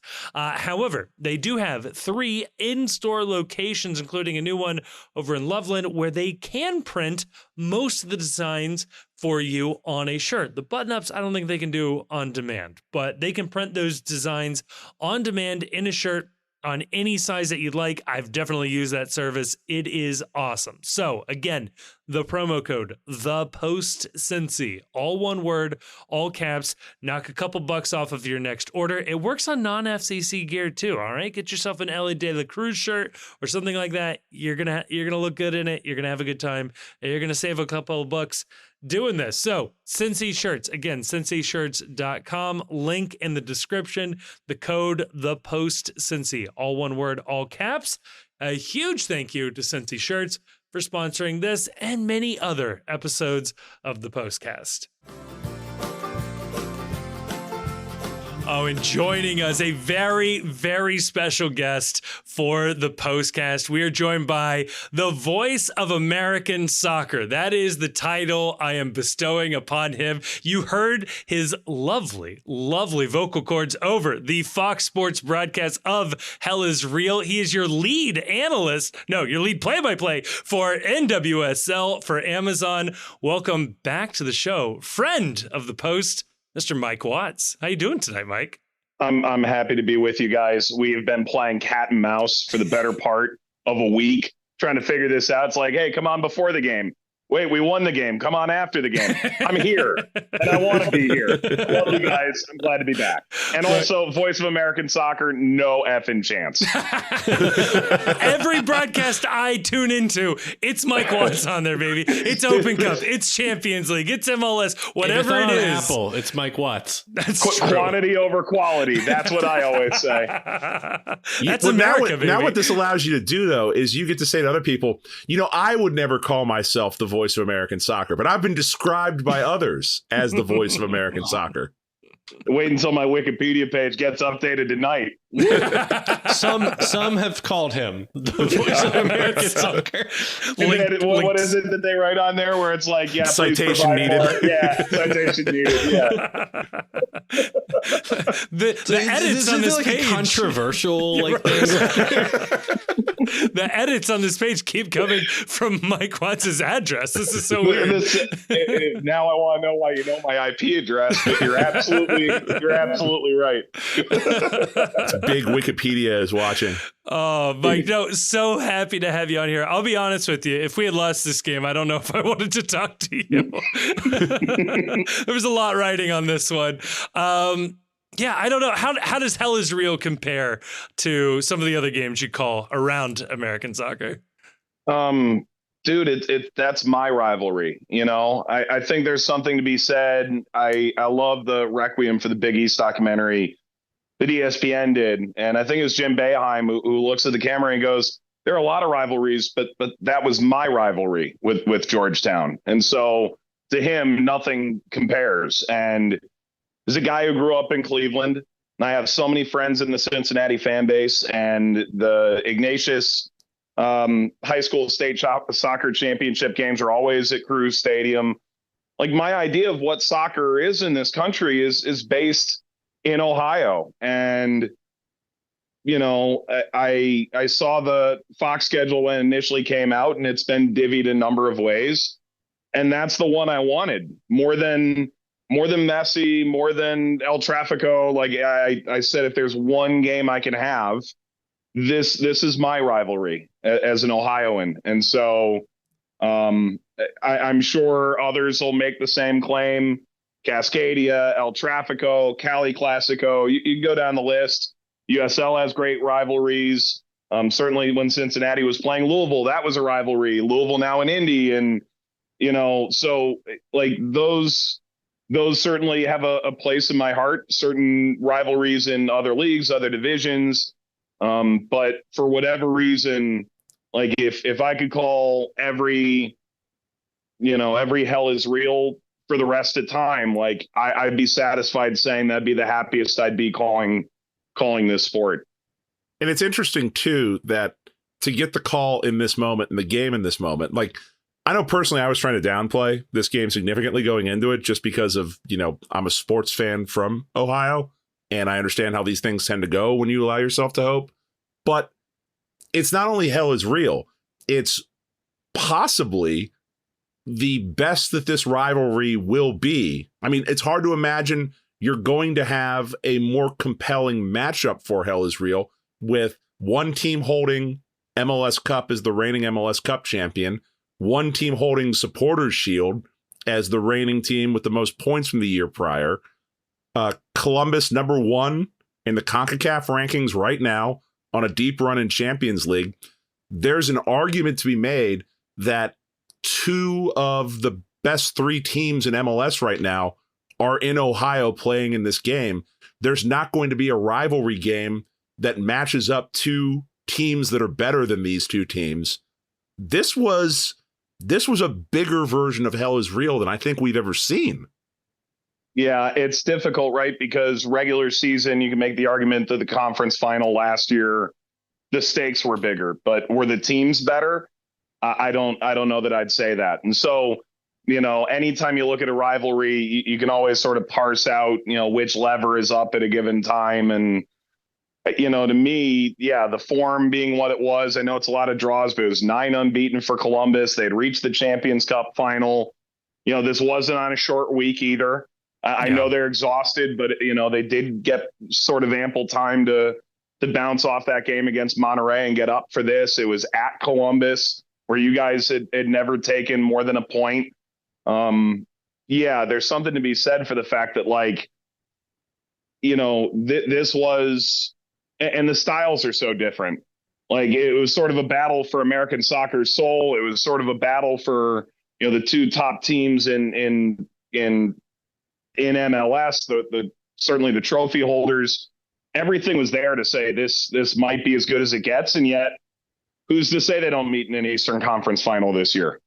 And suddenly you're going to have again the two trophy holders meeting again in a game with even bigger stakes. So yeah, this might be the high water mark, and yet the trajectory of the two franchises right now would make you think somehow there's actually more to come. Yeah, the way I would think about it is like, this is like as good as it gets, but there's every reason to believe it's going to like be this good again. Yeah. Yeah. And even if Wilfried Nancy ends up getting poached, and that's a realistic possibility, you have to think Tim Bezbatchenko will be ready to go to the next guy, and they'll continue to recruit at a very high level. Even if Cucho gets poached, if, you guys end up, it's Real, it's Vasquez getting sold or loaned, talent out, talent in. At this point, it feels like Cincinnati is prepared to run at this level for a very long time. And if you look at Columbus, like, Bez ran for a time there in Toronto, the marquee club in the league. So I'm not in any hurry to think either team is about to, hit the skids. No matter, one person leaving or one player leaving is probably not going to be enough to take the steam out of it right now. Yeah. The interesting question for me from a matchup standpoint, though, and this is to a bigger question. You're a broadcaster. You work for various broadcasting entities. What do you think the reaction is, or do you think it's good? I'll say it this way. Do you think it's good that this rivalry has started to overshadow bigger market rivalries? I think. Like, what does this say about the state of MLS? Is this good for MLS that you've got two teams from Ohio that are kind of becoming the standard bearers for the league? Is it a great thing that Manchester, not London, had, the greatest rivalry in the Prem? That's kind of the thing, right? Is ultimately all these rivalries will ebb and flow, and Galaxy being as good as they are this year, like El Tráfico is very much back. The last couple of years, you could argue that had hit the skids a little bit relative to the Zlatan Vela kind of rivalry that we had seen. I don't know that it's good or bad. I think ultimately, if MLS is going to get where they want to be in the long run, it's not going to be, big market this, small market that. The nature of the sport is supposed to make it so that, in theory, you're watching the beautiful game because it's a beautiful game, and it becomes a more national thing. If you turn on Sunday Night Football, you don't really care, due respect, if the Bengals are playing. You're still probably watching. Now, you're definitely watching if the Bengals are playing, but, it's a national sport with national stars. And so Cucho versus Lucho and this high-pressing Cincy team against this Columbus team that wants to play such beautiful football and do, I don't know that it's good or bad for MLS so much as an evolution for MLS that, this thing is real. It was the first thing Tony Miola and I said when we came on air is, a lot of these have sort of we really want this to be a rivalry, but this one sort of genuine, the cities, don't care for each other. The fan bases don't care for each other. Like, there's a begrudging respect between the two coaching staffs when you talk to them. It's genuine, and that's the evolution that we all want to see. Yeah, it's funny going into this one, both managers seem to want to claim that the other one was the actual champion of the league last year. Like, neither one of them wanted to be not the underdog, right? So I think it was interesting to watch that chess match between Nancy and Noonan. And I'm curious what your thought is. I think it's fair to say Noonan outcoached Nancy in this one. I'm curious what your perspective was though watching it.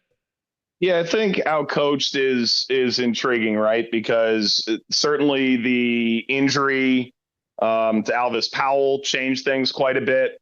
I think, it was funny because Tony Meola kind of goes, I feel like we've been lied to. The extent to which Cincinnati pressed at the beginning of that game was not really what they had spoken about. Not that they weren't going to press, but sort of, yeah, that's our DNA, but we probably won't be trying to confront them at their 18. And I'm looking 90 seconds into the game, and there's 3 FC Cincinnati players beyond the 18 pressing into a corner. You're kind of like, okay, it's on. Yeah. The funny thing when you talk to both coaches is there's really obvious stylistic markers, and that in and of itself you tinker with, but you don't exactly blow the whole thing up week to week. Certainly not in a game like this. And I thought the adjustment bringing Kubo down and having him essentially borderline play as a attacking player down the stretch of that game anyways was intriguing. I thought Valenzuela played way beyond his years and gave you guys a huge push when he came in. I'm thinking, I don't know what I'm going to get from this kid yet. And he was shockingly impressive. I think Wobodo probably got away out of the first half without a yellow card with a little bit of luck, and that could have changed the game. I mean, ultimately you guys were at 75 minutes and no one had pulled apart from the other. So I don't know that I'd scream out coached, but when the cards were down, Pat Noonan came up with some really clever ideas to change the game and provide a different look. That's for sure. So to ask the question, I guess, like a little differently, like, right. Like you, as the announcers, you get a chance to talk to the teams during the week and do your prep. How different did the game, not the result, but like the way the game was played, like were there like real curveballs to how you guys had like expected it to go, or like how did it develop versus how you had prepped? Yeah, I mean, genuinely, the wingback position, they had 2-3 ideas as to how that would progress. Elvis Powell, we mentioned it on air.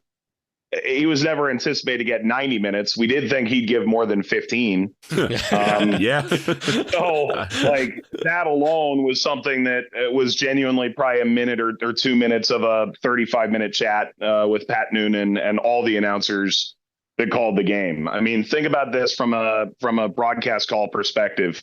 You've got Jake and Taylor calling it for Apple TV in English. It was Marcelo, and I can't remember the play-by-play on Apple in Spanish. And then you had the Fox Deportes guys and the FS1 guys all in one call. So really, I'm like a spectator in most of this because Jake's in week to week. Taylor obviously is the face and voice of this league, knows it better than anybody. Marcelo has been around this block so many times. So I'm watching an active dissertation with Pat Noonan, and when it's a game of this magnitude, you get the top minds in broadcasting in American soccer all on one call. I mean, it is fascinating. It is, when I say dissertation, I mean the part where they ask questions of the person with the thesis.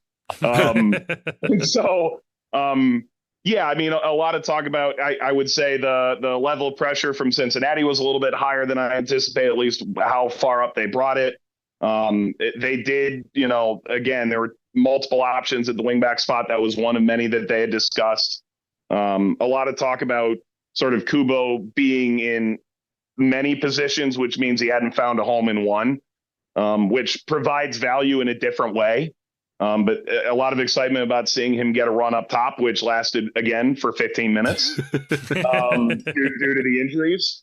From a Columbus perspective, a lot of the talk was, okay, how do you bounce off, winning the semi in Mexico doesn't happen. Usually you hang on in the second leg in Mexico. And if you're able to pull it out on away goals or, you suffered, they really didn't have to suffer in Mexico, but then there's the hangover from that is just natural from winning a Champions Cup or Champions League semifinal. So, being off until Tuesday, felt they were really sharp coming back, which, every coach is always sort of worried when you give multiple days off. and how they were going to bounce in that game. They made a handful of changes from that Champions Cup semifinal. The change at center back was anticipated. That's something they've sort of gone back and forth with Chiburko and Amundsen switching between the league and Champions Cup. But Yeboah wasn't playing at that left wing back spot, and he's such a critical piece to what they do. Russell Rowe getting the start up front was certainly interesting, and how they'd utilize him. I wouldn't say anything blew us away because it was surprising. Eventually, when you have two teams that are so confident in the style in which they play, it's a lot of tweaks as opposed to wholesale. I'm gonna knock your socks off with this adjustment kind of thing. Yeah, I think we were all kind of surprised too, and I was curious if you noticed this calling it. Columbus hadn't lost in their building since I think March. 27 games unbeaten. It shocked me the level to which FC Cincinnati managed to possess and control the first half. Columbus is a team, it's a high possession team. You rarely see them get out-possessed. And for the first 45 minutes of this game, possession was 50-50. It felt very high level, too. It didn't seem like it was the typical boot it around the back, boot it back to the keeper. They were asking questions of Columbus. I was stunned that a road game of this magnitude, and the environment looked openly hostile, just listening to it on TV, loud. But for FC Cincinnati to go out there and possess and control the game, I found that to be shocking. I don't know what your take was watching it in real time. And to me, I think it took a little bit of the sting out of being on the road that Columbus really never got to turn the screws. Yeah, I would agree with that. I did mention shortly before halftime, it was like 51-49. This Columbus team, there are two things in their game notes that stood out to me right off the bat. Obviously, passes per game, best in the league. They also have an entire commentary from a football institute based overseas. This is a top 10 team in evading high pressure situations and maintaining possession. And the teams that are alongside them are Manchester City and Arsenal. And obviously this is not the Premier League, but to get away from high pressure at that level, at any level, says a lot. In theory, the Premier League teams are all not that far apart. In theory, all the MLS teams are not that far apart. So doing it at an 82, I think, % clip is extraordinarily compelling. So right off the bat, if you're Cincinnati, once you break that first line of pressure, I mentioned that pressure 90 seconds in, they're able to swing the ball off to the right-hand side. The whole picture changes. You've eliminated 3 guys if you move quick enough. So I think they were in some ways comfortable hoping to play that game. There was also a really clear message from both sides. One side said we don't want it to be a track meet. One side said we didn't want it to be a ping pong match. Neither side wanted to be playing hopeful 30, 40, 50-yard balls and chase. No one wanted to press to the point where they were totally caught out. I think there is an element of Columbus is so good possessing the ball that the best way to take the sting out of them is, in fact, to have a little bit more of the ball. And to Cincinnati's enduring credit in this game, I would agree with you. This is a Columbus team. I know 6% doesn't sound like a lot, but add it to both sides. Usually it's like a 15, 18% difference between Columbus and opposition. In this game, it was 1-2%. Like that's the difference we're talking about in terms of holding the ball and dictating tempo.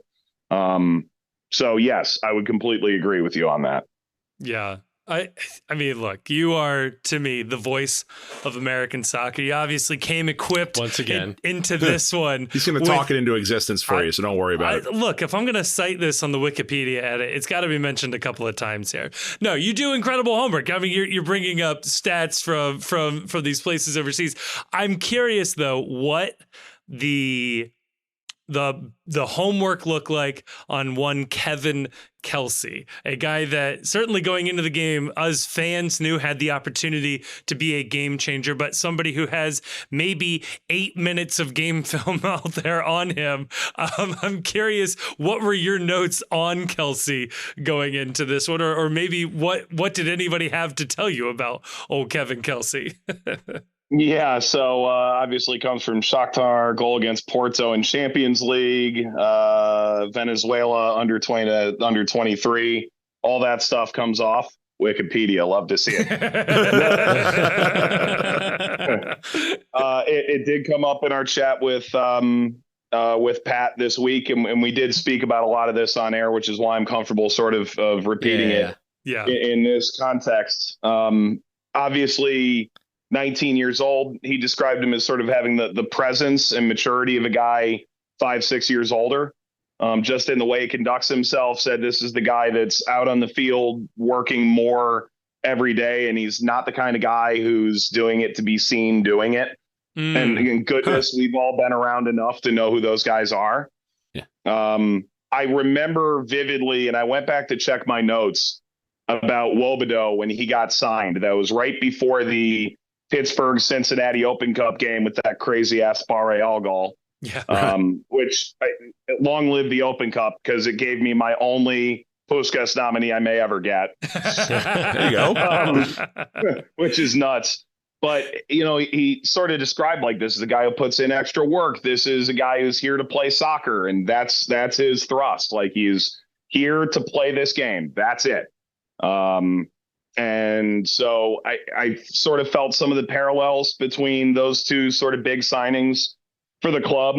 You know, look, everything looks new for him a little bit. They've tried to dig into video with him, get him more clear on what they expect from him, what his role's going to be, how their system works. It was a profile that they were looking for, said his feet are better than you might expect from a guy of his size. Quality back to goal is something that they're excited to see.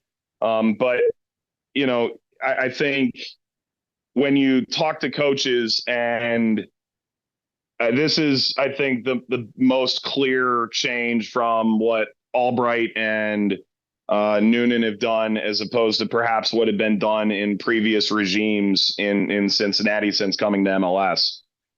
They really don't miss on the character side that much. In terms of, like, do they actually love this game? Do they actually want to be here? And I know, you know, time will sort of gradually eat away at some of those things or change those things. I understand that. But in terms of when they arrive, Wobedo is exactly what they thought they were getting. They perfectly wedged in what his role would be and found a way to fit that profile. And so I look at Kevin Kelsy coming in. When you hear better with his feet for his size than you think, is willing to do all the defensive work. Like, you know, there's some stuff you're going like, hey, Brandon Vasquez, you're fitting a profile. Yeah. And he's 19. So it's going to be rocky. I wouldn't be shocked if he saw a start here at some point in the near future. But it like, when you talk to the Cincinnati staff, he's not going to get a start he doesn't deserve. So it's a club with the right head on their shoulders to develop a young starlet, because the expectations and the standards are not going to change. And I give them immense credit, because I've seen that over Pat's 3 years. I've had games each of the 3 years, and this guy has not changed at all. He is the exact same hoodie wearing guy that I met on Zoom 3 years ago. He is the same guy. Yeah. Speaking of Brandon Vasquez, like, I've already heard Kelsy is like seeking out extra time with Dominic Kinnear. So it doesn't surprise me. Yeah. When you meet Pat Noonan in these Zoom calls, is he as visibly annoyed to be there as he seems to be whenever he does his post-game comments? You know, it's fun because he knows all these guys really well. So there's a little bit of ribbing going back and forth. And again, like, I just get to sit there and watch sometimes and just be like, wow, like here's one of the luminary sort of soccer minds of his generation, like sort of low-key a little bit duking it out a little bit. There was a comment, Taylor Twellman asked the question, and credit to him, in relation to revenge, right? Is the revenge narrative in this game? And he sort of said, look, for me, no. I just sort of analytically look at what's coming next. If you ask the players, they may have a different answer, which led Taylor to follow up with, but what if when you were a player? And he had a different answer for that. Like, I don't know what it would have felt like in those shoes. And so, like, I think there's a lot of respect Pat going through some of the tactic stuff for stuff that's going to be on TV while the game is going on is thrilling for me. It's one of the most enjoyable sort of parts of my job. This week alone, Wilfred, Pat Noonan, 4 NWSL coaches, talked to Benny Olsen in Houston.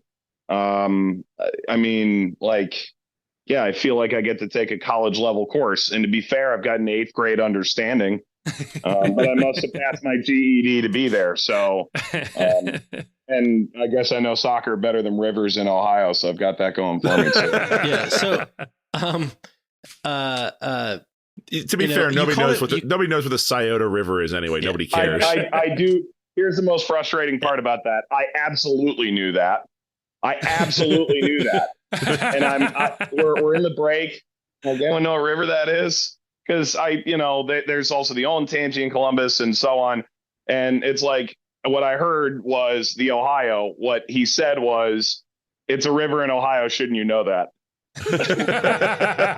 So like those breaks are shorter than you think in real time. And I think I had gotten 2 hours of sleep the night before getting in from Louisville to the studio to call it. And I went with it. And it's one of those things, have you ever felt words come out of your mouth and instantly feel dumber? Every day when I do this show. Yeah. You just instantly realize it's like the Billy Madison line. You have made everyone in this room dumber for having listened to it.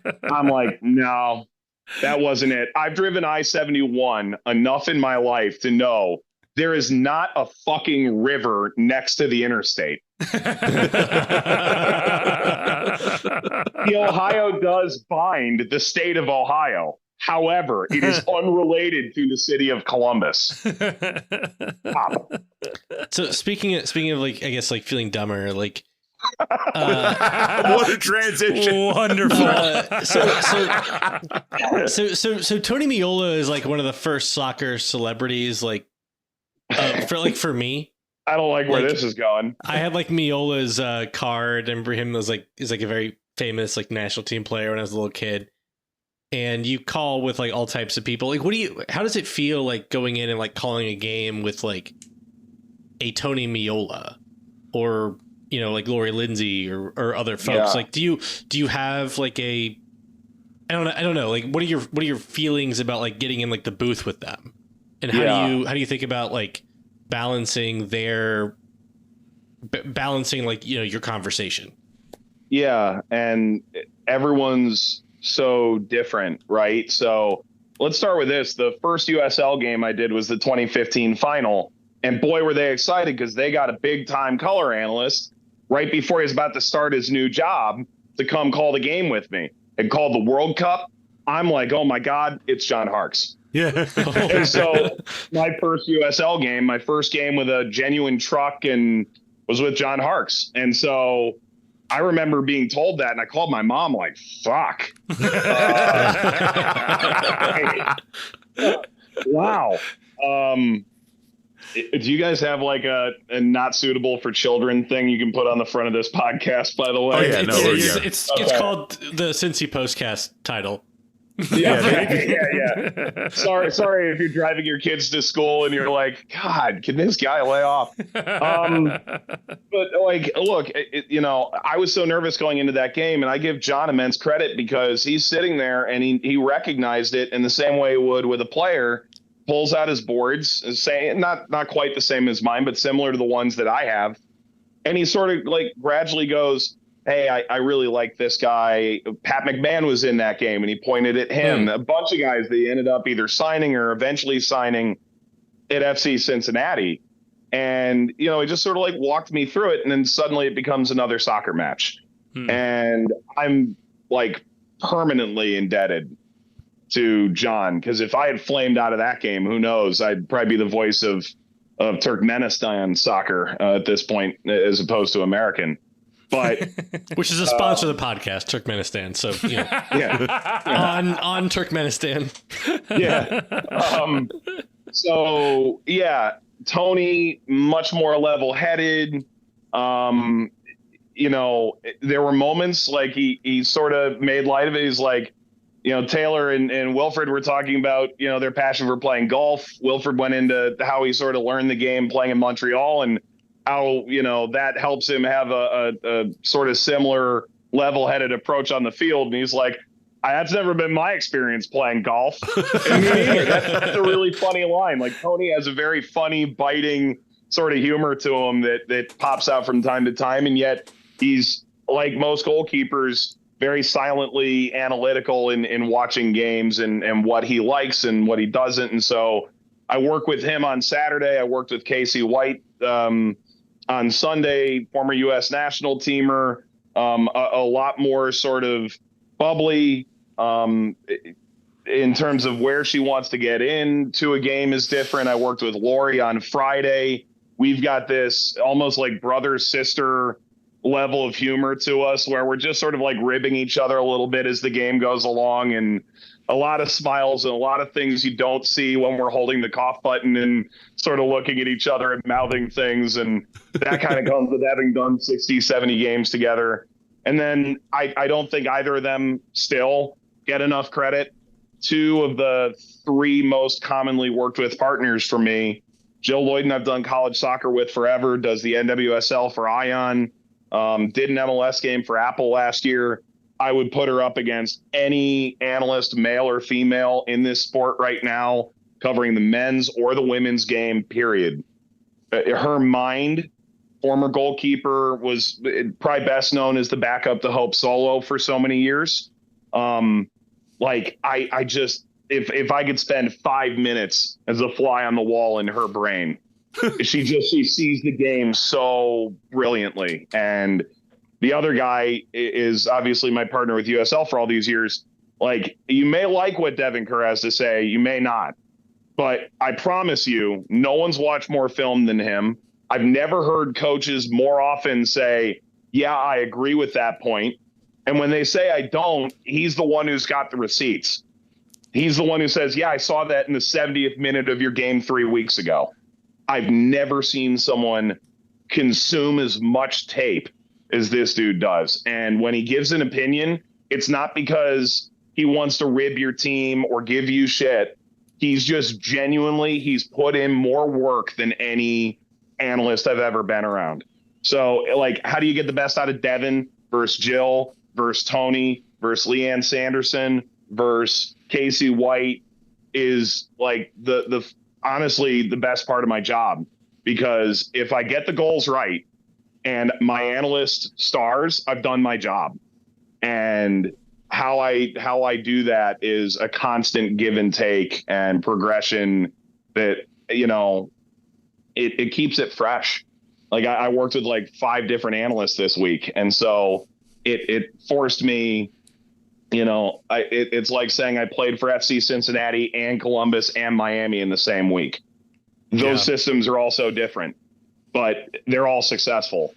And yeah, man, it's awesome working with Tony. It like, I didn't grow up in Jersey, but I live in New York now. Like, people genuflect, and deservedly so for that, man. It's not lost on me. It is wild that I'm like standing beside people like this every week, and totally undeserved.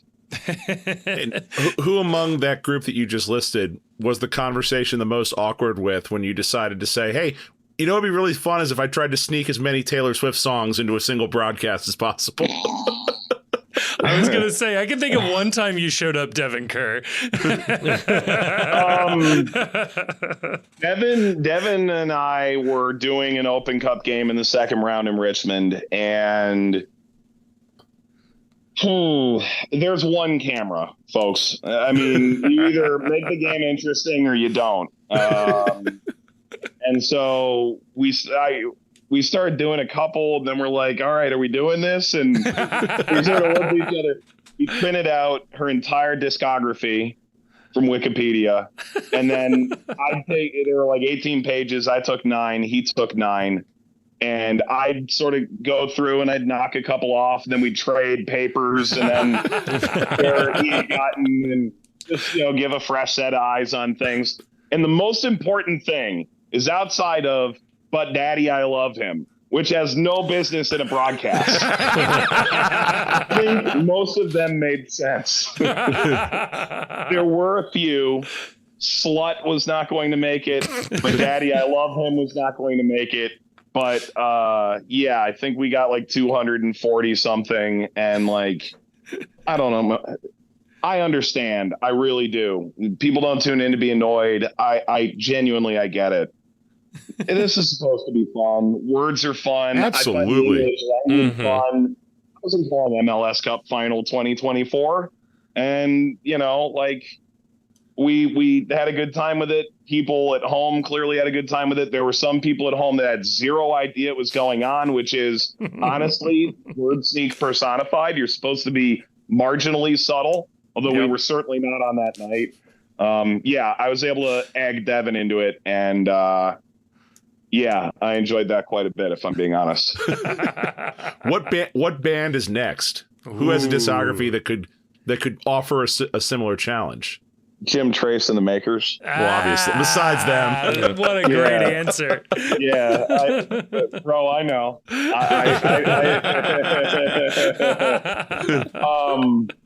Yeah, I was in Seattle a week ago with Amazon, and my analyst, Leanne Sanderson, literally came over from England all the way to Seattle to do this game, and she is exhausted.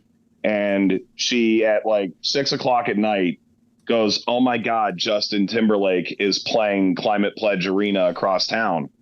She is jet lagged. She is 9 hours off her time zone. That was the 7th time she had gone to a Justin Timberlake concert in her life. She loves JT. And so my director, here's a secret. We've been playing Word Sneak on these Amazon games. My director sends me 10 words before every broadcast, and we've been sneaking them in.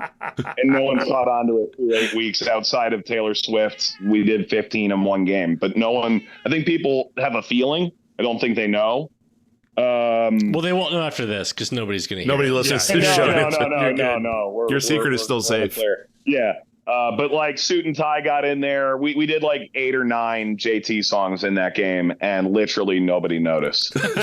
So I'm so glad you brought this up, because I was going to ask you, have you ever slipped in a couple of things that you were proud of and were kind of annoyed that nobody else caught on it? So if that's your answer, so be it. But if you have another one, I'd love to know. I don't know if there's a genuine exact example, but it happens all the time. Like there are little digs that I give from time to time. I was prepared to make a jawbreaker line on Saturday, and we didn't get there. I honestly, like, there's just an element of wordplay where you're just like trying to, just loosen things up. So they definitely happen. I can't think of one off the top of my head that's more substantial, but that's great. So you've been incredibly busy this year.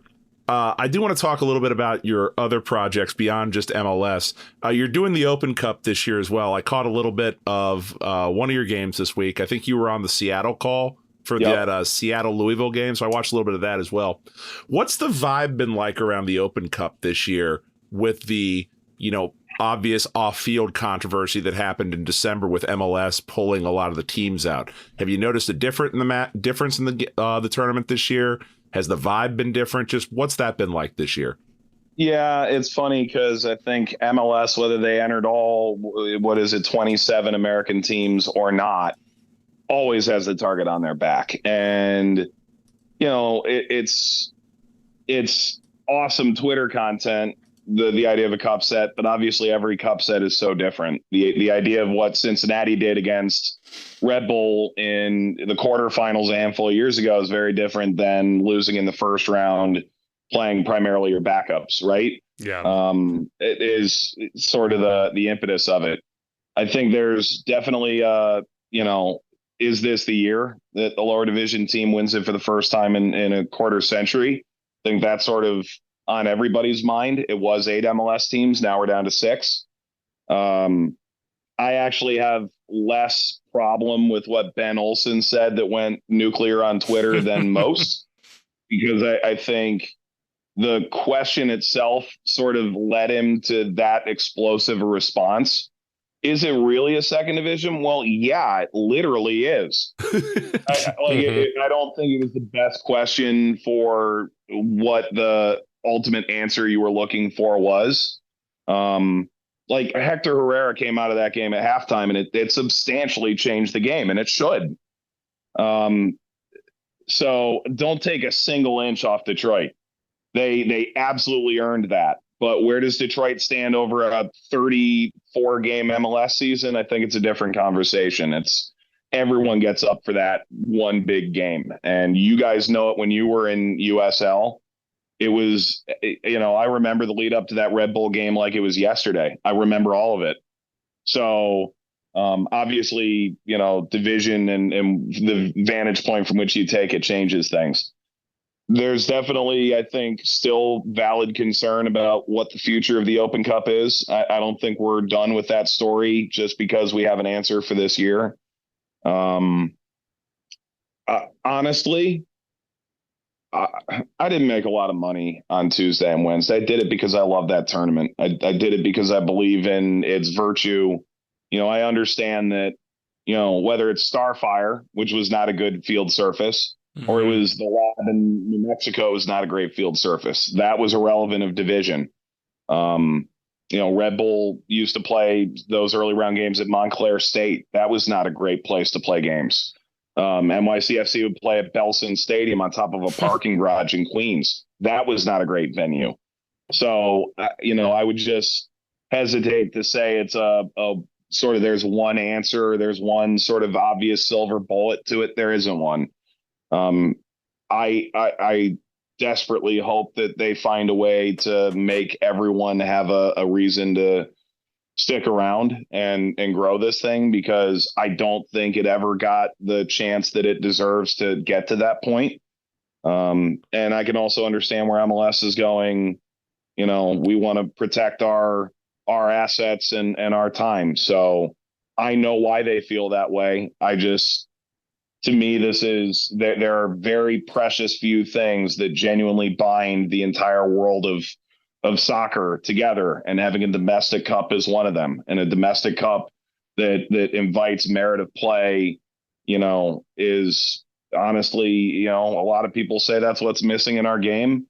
We need to find ways to incentivize it and make it worthwhile for MLS to feel like they should be there. I'll also say I spoke to Jermaine Jones, who's the head coach for Central Valley Fuego in League One. He made a really good point. He was at Shaka, and they go play a team 2 divisions lower from a couple towns over, and all those guys wear Shaka kits every single week. He sees them at the stadium from that couple towns over, and yet on that day, the whole town shuts down.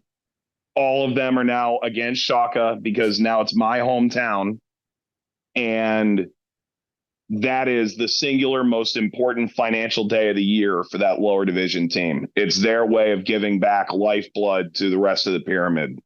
And there's something to be said for that too. So I've got a much more grassroots belief that like everyone's got to pitch in, because even the highest rated game on Fox last year, the MLS Cup, or 2 years ago, right before the Apple deal, because we don't know what those numbers are, you aren't getting 2 million viewers.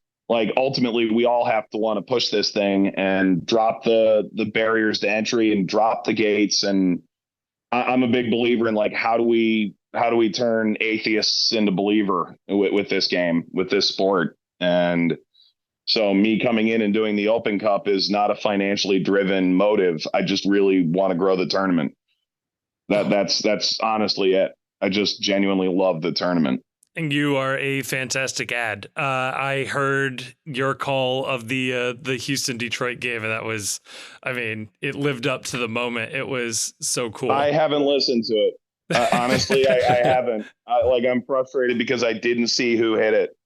I didn't see who hit it in real time. And so the best part of that Barreal goal is that he turned in a way that I saw his numbers before the ball landed to him. And to me, that's why I love that call. I feel like I had it right I hit it right in the moment. That's one of the few calls in my career that I genuinely like. There's not a lot of them. Just nailed it though. Like absolute nails on the call. Now, as somebody who's got like a very public facing job, I think there's a lot of pressure on people to like, take stances on like various issues and things. How do you feel about the free Opie movement? Yeah. This isn't controversial. It shouldn't be controversial. Opie should be walking out with the team every week when they go to pick up the ball. That's all. The fact that I love the whole concept of it. And now that you're removed from the wooden spoons, it shouldn't go away. If anything, it should be elevated. I love the concept of Opie, and I love the idea that during that Open Cup game a few years ago, we were able to zoom in and just be like, wow, there he is in all of his glory. It brought me so much joy. That's the kind of thing where you go wow, did people pick up on that? And for one, a good friend of mine in the Cincinnati organization was like, who put you up to that? totally new. Totally had right. You can play word sneak all you want, but you'll never top mascot sneak, okay? No. It was I pull that up sometimes and rewatch it. It's so good. I'll have you know, I got called into a meeting where I had to deny to a lot of people publicly that I had anything to do with the Opie incident. I had to lie to very nice people about that. Is that true? Yes. It was myself, another individual, and the person who was actually in the Opie costume, and all of us pretending like we didn't know how it happened. Is the person that we both know? Yes. Okay. All right. Yeah. Good to know. The answer is yes. Okay. Right. Yeah. All right. No, I just look. I've got my pulse. My finger on the pulse of Ohio soccer, and it would be beneath me not to know. So it's important that I just say that Brew is innocent. Free.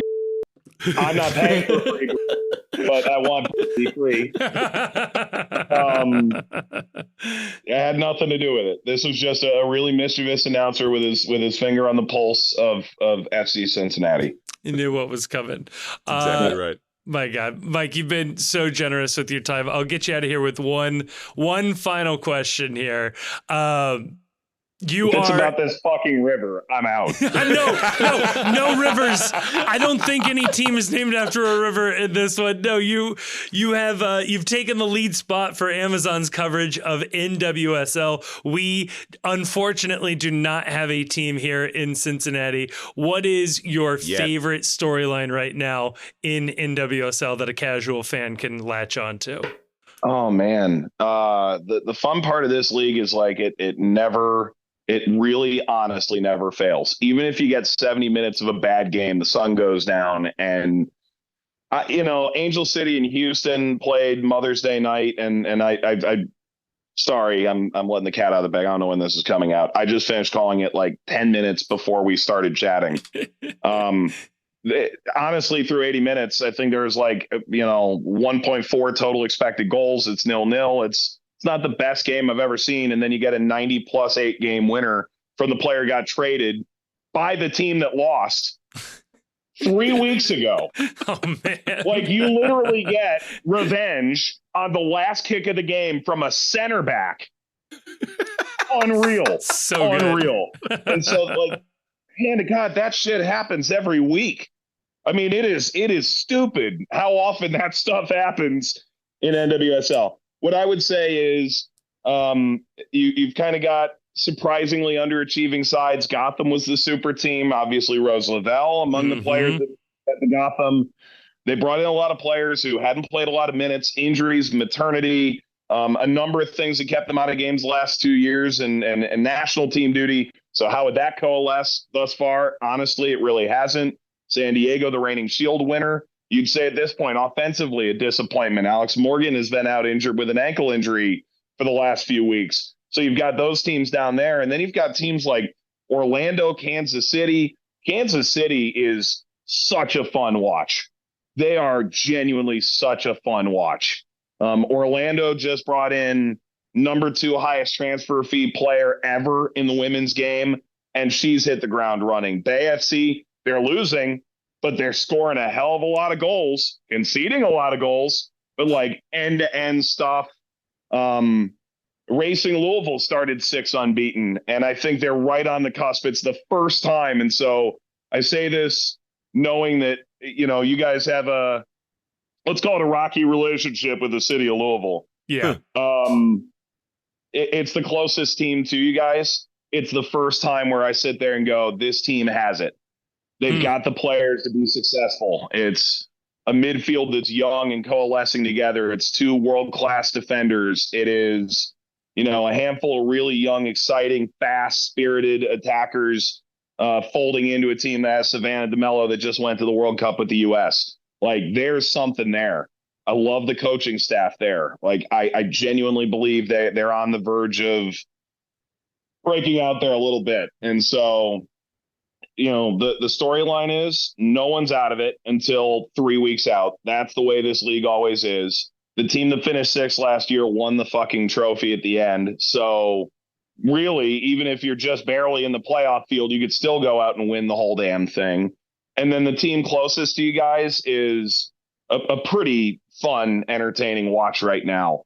I'll also publicly say I really want to see FC Cincinnati, whether it's their ownership or some other group in Cincinnati, get in on the NWSL.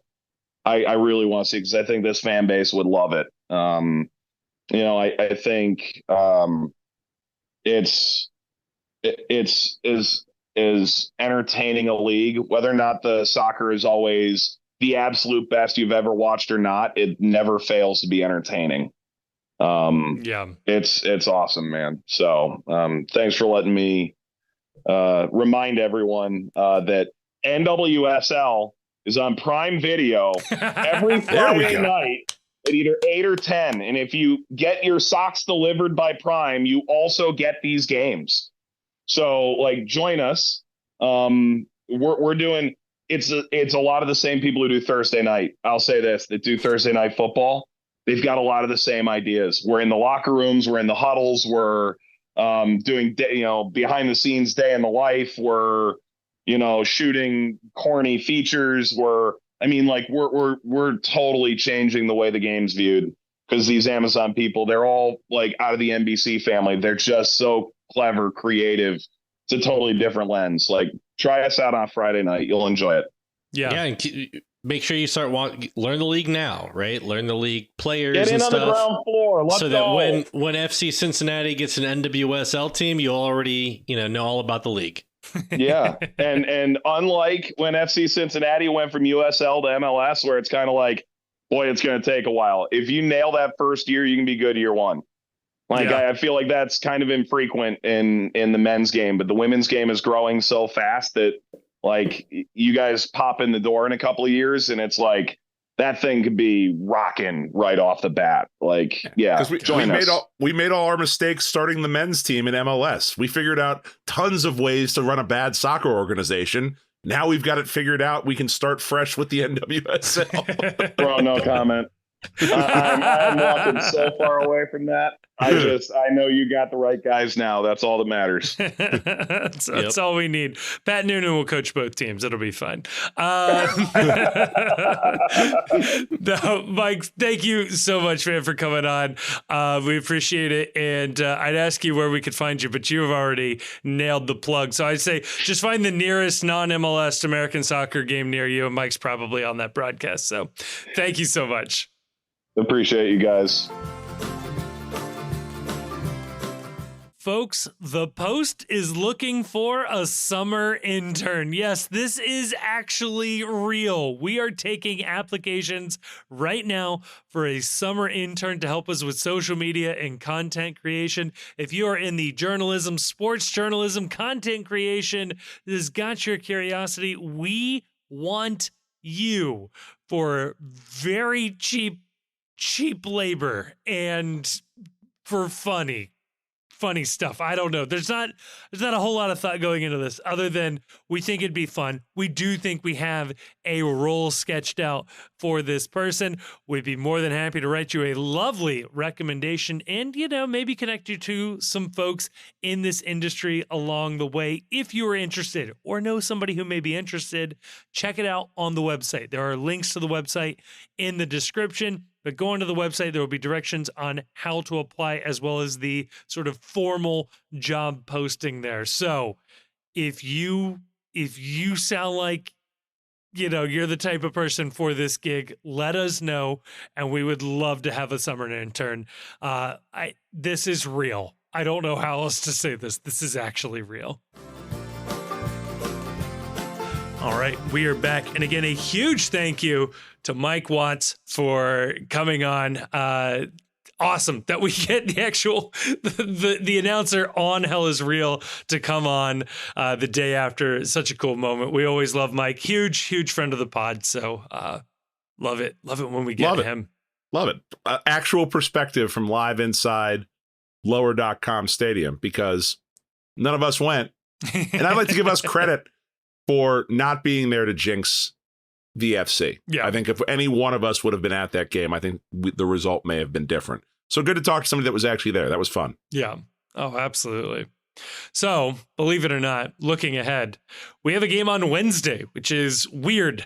Hasn't happened to us in a while. The old midweek match. I got to be honest with you, I did not remember who we were playing until after I clicked record on this. So I just could not see further than Hell is Real for the longest time.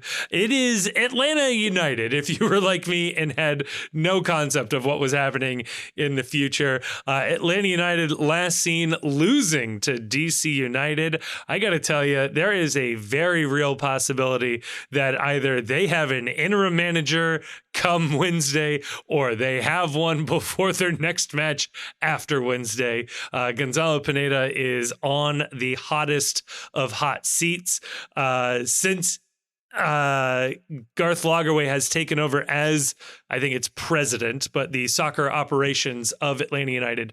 Pineda was already the manager, so that is not your GM's choice.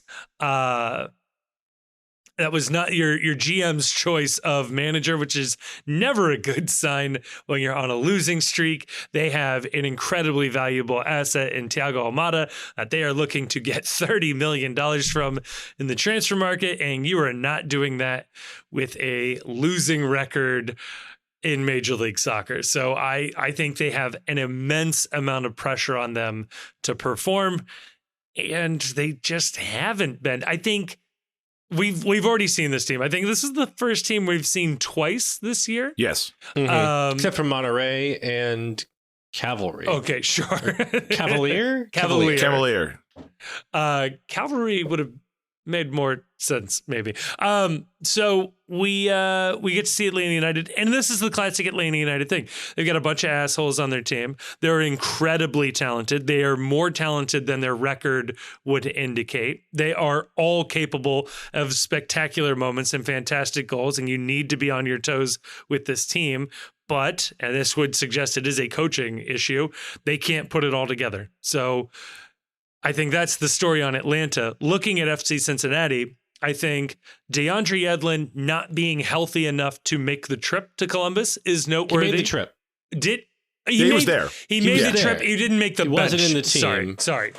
That is correct. He is celebrating There is a afterwards. very nice video of him celebrating with the guys, and how much everybody is so excited to see him is so nice to see. Yeah, I like to even like seeing like, this is a digression, but like seeing how like excited Santos got after the goals. Like, this is a guy who's like not played for weeks.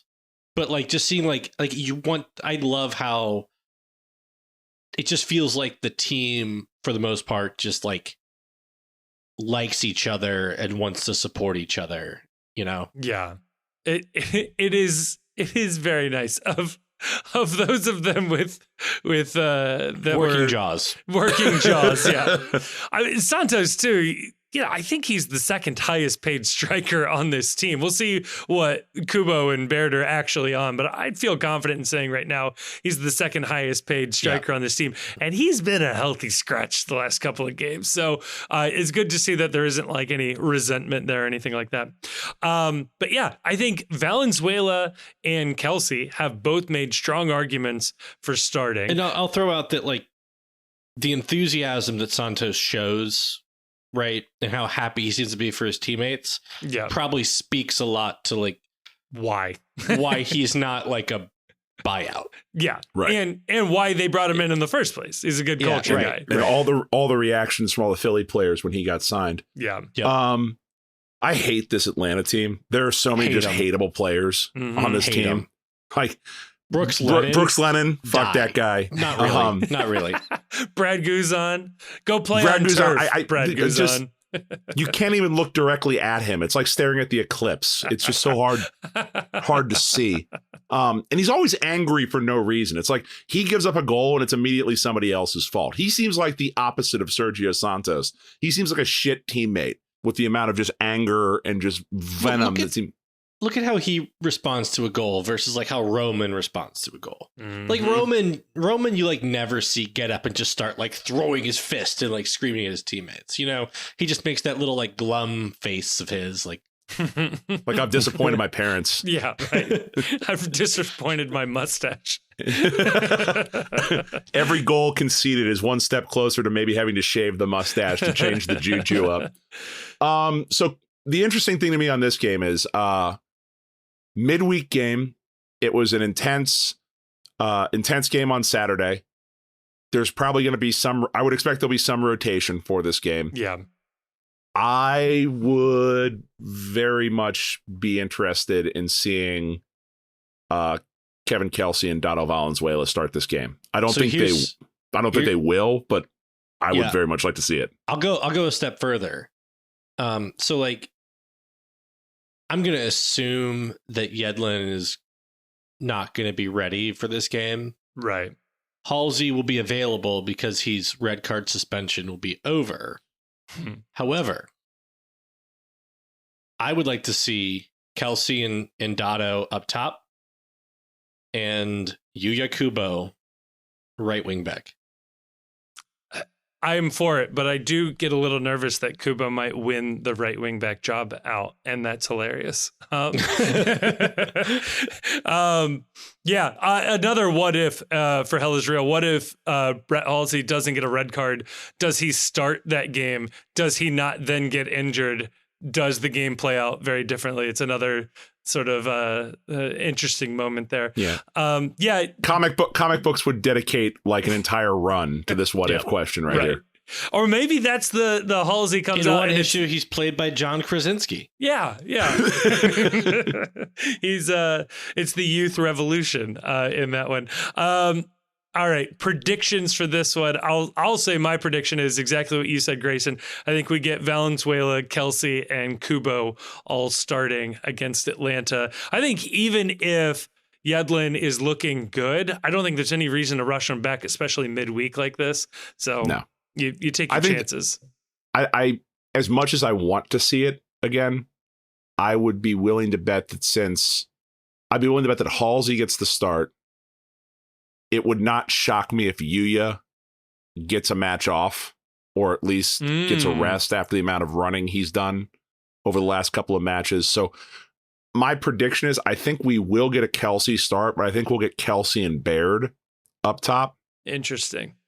And it also wouldn't surprise me if Lucho starts this game on the bench, just because we know he was going through some things. He was nursing a knock. He said that he's also been battling some illness. I think there was a tweet that Carter had that said that he really didn't get any sleep this weekend as well. Wild. I don't know. It just at some point you're going to have to give Lucho some time off anyway.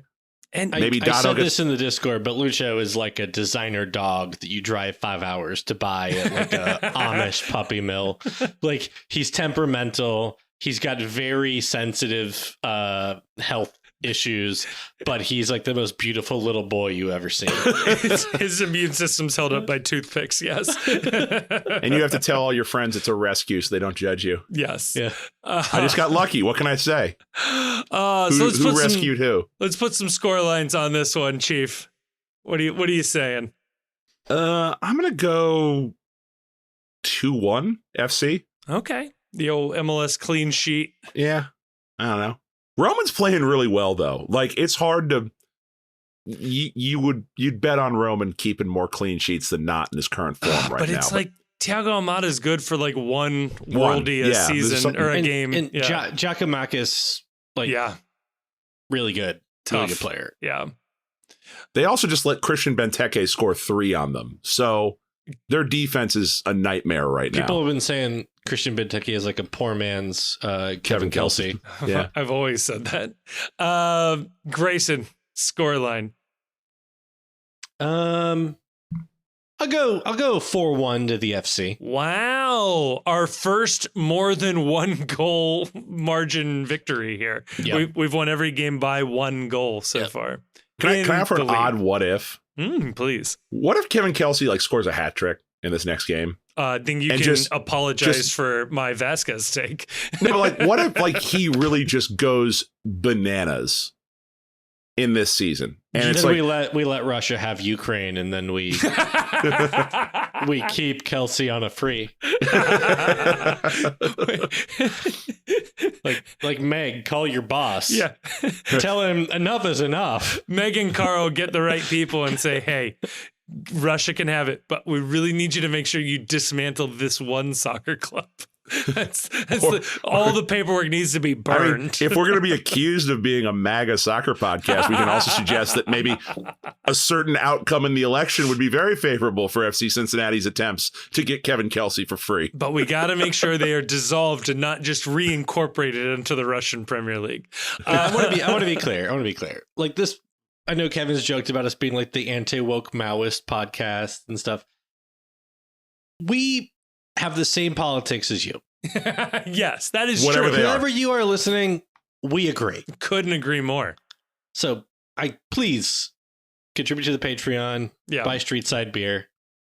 Oh, and just by the way, use the post Cincy at Cincy Shirts. I was thinking, listener, you have a very sophisticated take on Palestine, Israel, and we completely agree with you. That's true. Yeah. I was thinking the same thing. I will go 3-1 the FC because why not? We are unstoppable.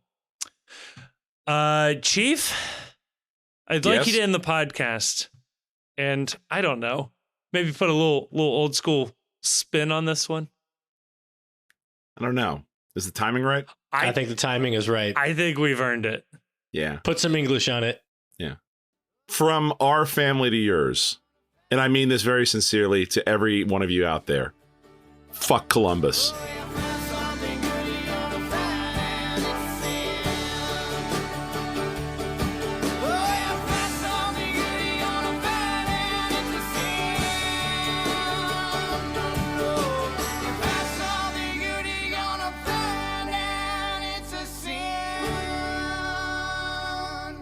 Thank you so much for listening to this episode of the Cincy Postcast. It is a production of The Post Cincy. You can check us out at thepostcincy.com or just click a link in the description to check out some of our written work. It also has links to our social media accounts across all sorts of different platforms, including YouTube, where we are trying to do more and more video content. Please, dare I say it, like and subscribe and leave a comment. But no, that would be really, really helpful. Also want to give a thank you to Jim Trace and the Makers. They're a local Cincinnati band who provided all of the music for this episode. We love having them on board. You can check them out. Again, link in the description of this episode to find out where they might be playing shows next or where you can listen to more of their music. Also want to give a massive, massive thank you to the awesome and very attractive patrons over on Patreon. It is a voluntary subscription that people take out with no real promise of anything extra that keep this show afloat. And we are so, so thankful to those of you that have decided to take that commitment. If you do like the show, or at least just want to engage with other people who have listened to the show and want to talk about FC Cincinnati, MLS, soccer, or really anything else, you can go on over to Discord. Again, link in the description. Lots of links in the description where you can find a link to the Discord. That's where we are keeping the conversation going 24/7. It feels like it's a really fun group of people in there just talking about FC Cincinnati. And like I said, just about everything else. And finally, I'll say it. If you liked this episode, and given the fact that you've made it all the way to the end, I have to assume you either like it or for some reason cannot reach the stop button. Please share this episode with a friend or family member or someone who likes FC Cincinnati. The best way for us to grow is from a personal recommendation from somebody who likes it. And if that's you, please tell other people. And if you don't have any friends, feel free to give us a review on whatever your podcast platform of choice is. We'll take anything we can get. But again, a huge, huge thank you to everybody for listening to this show. I am blown away that anybody listens to this. So again, I well and truly mean this. Thank you so much for listening.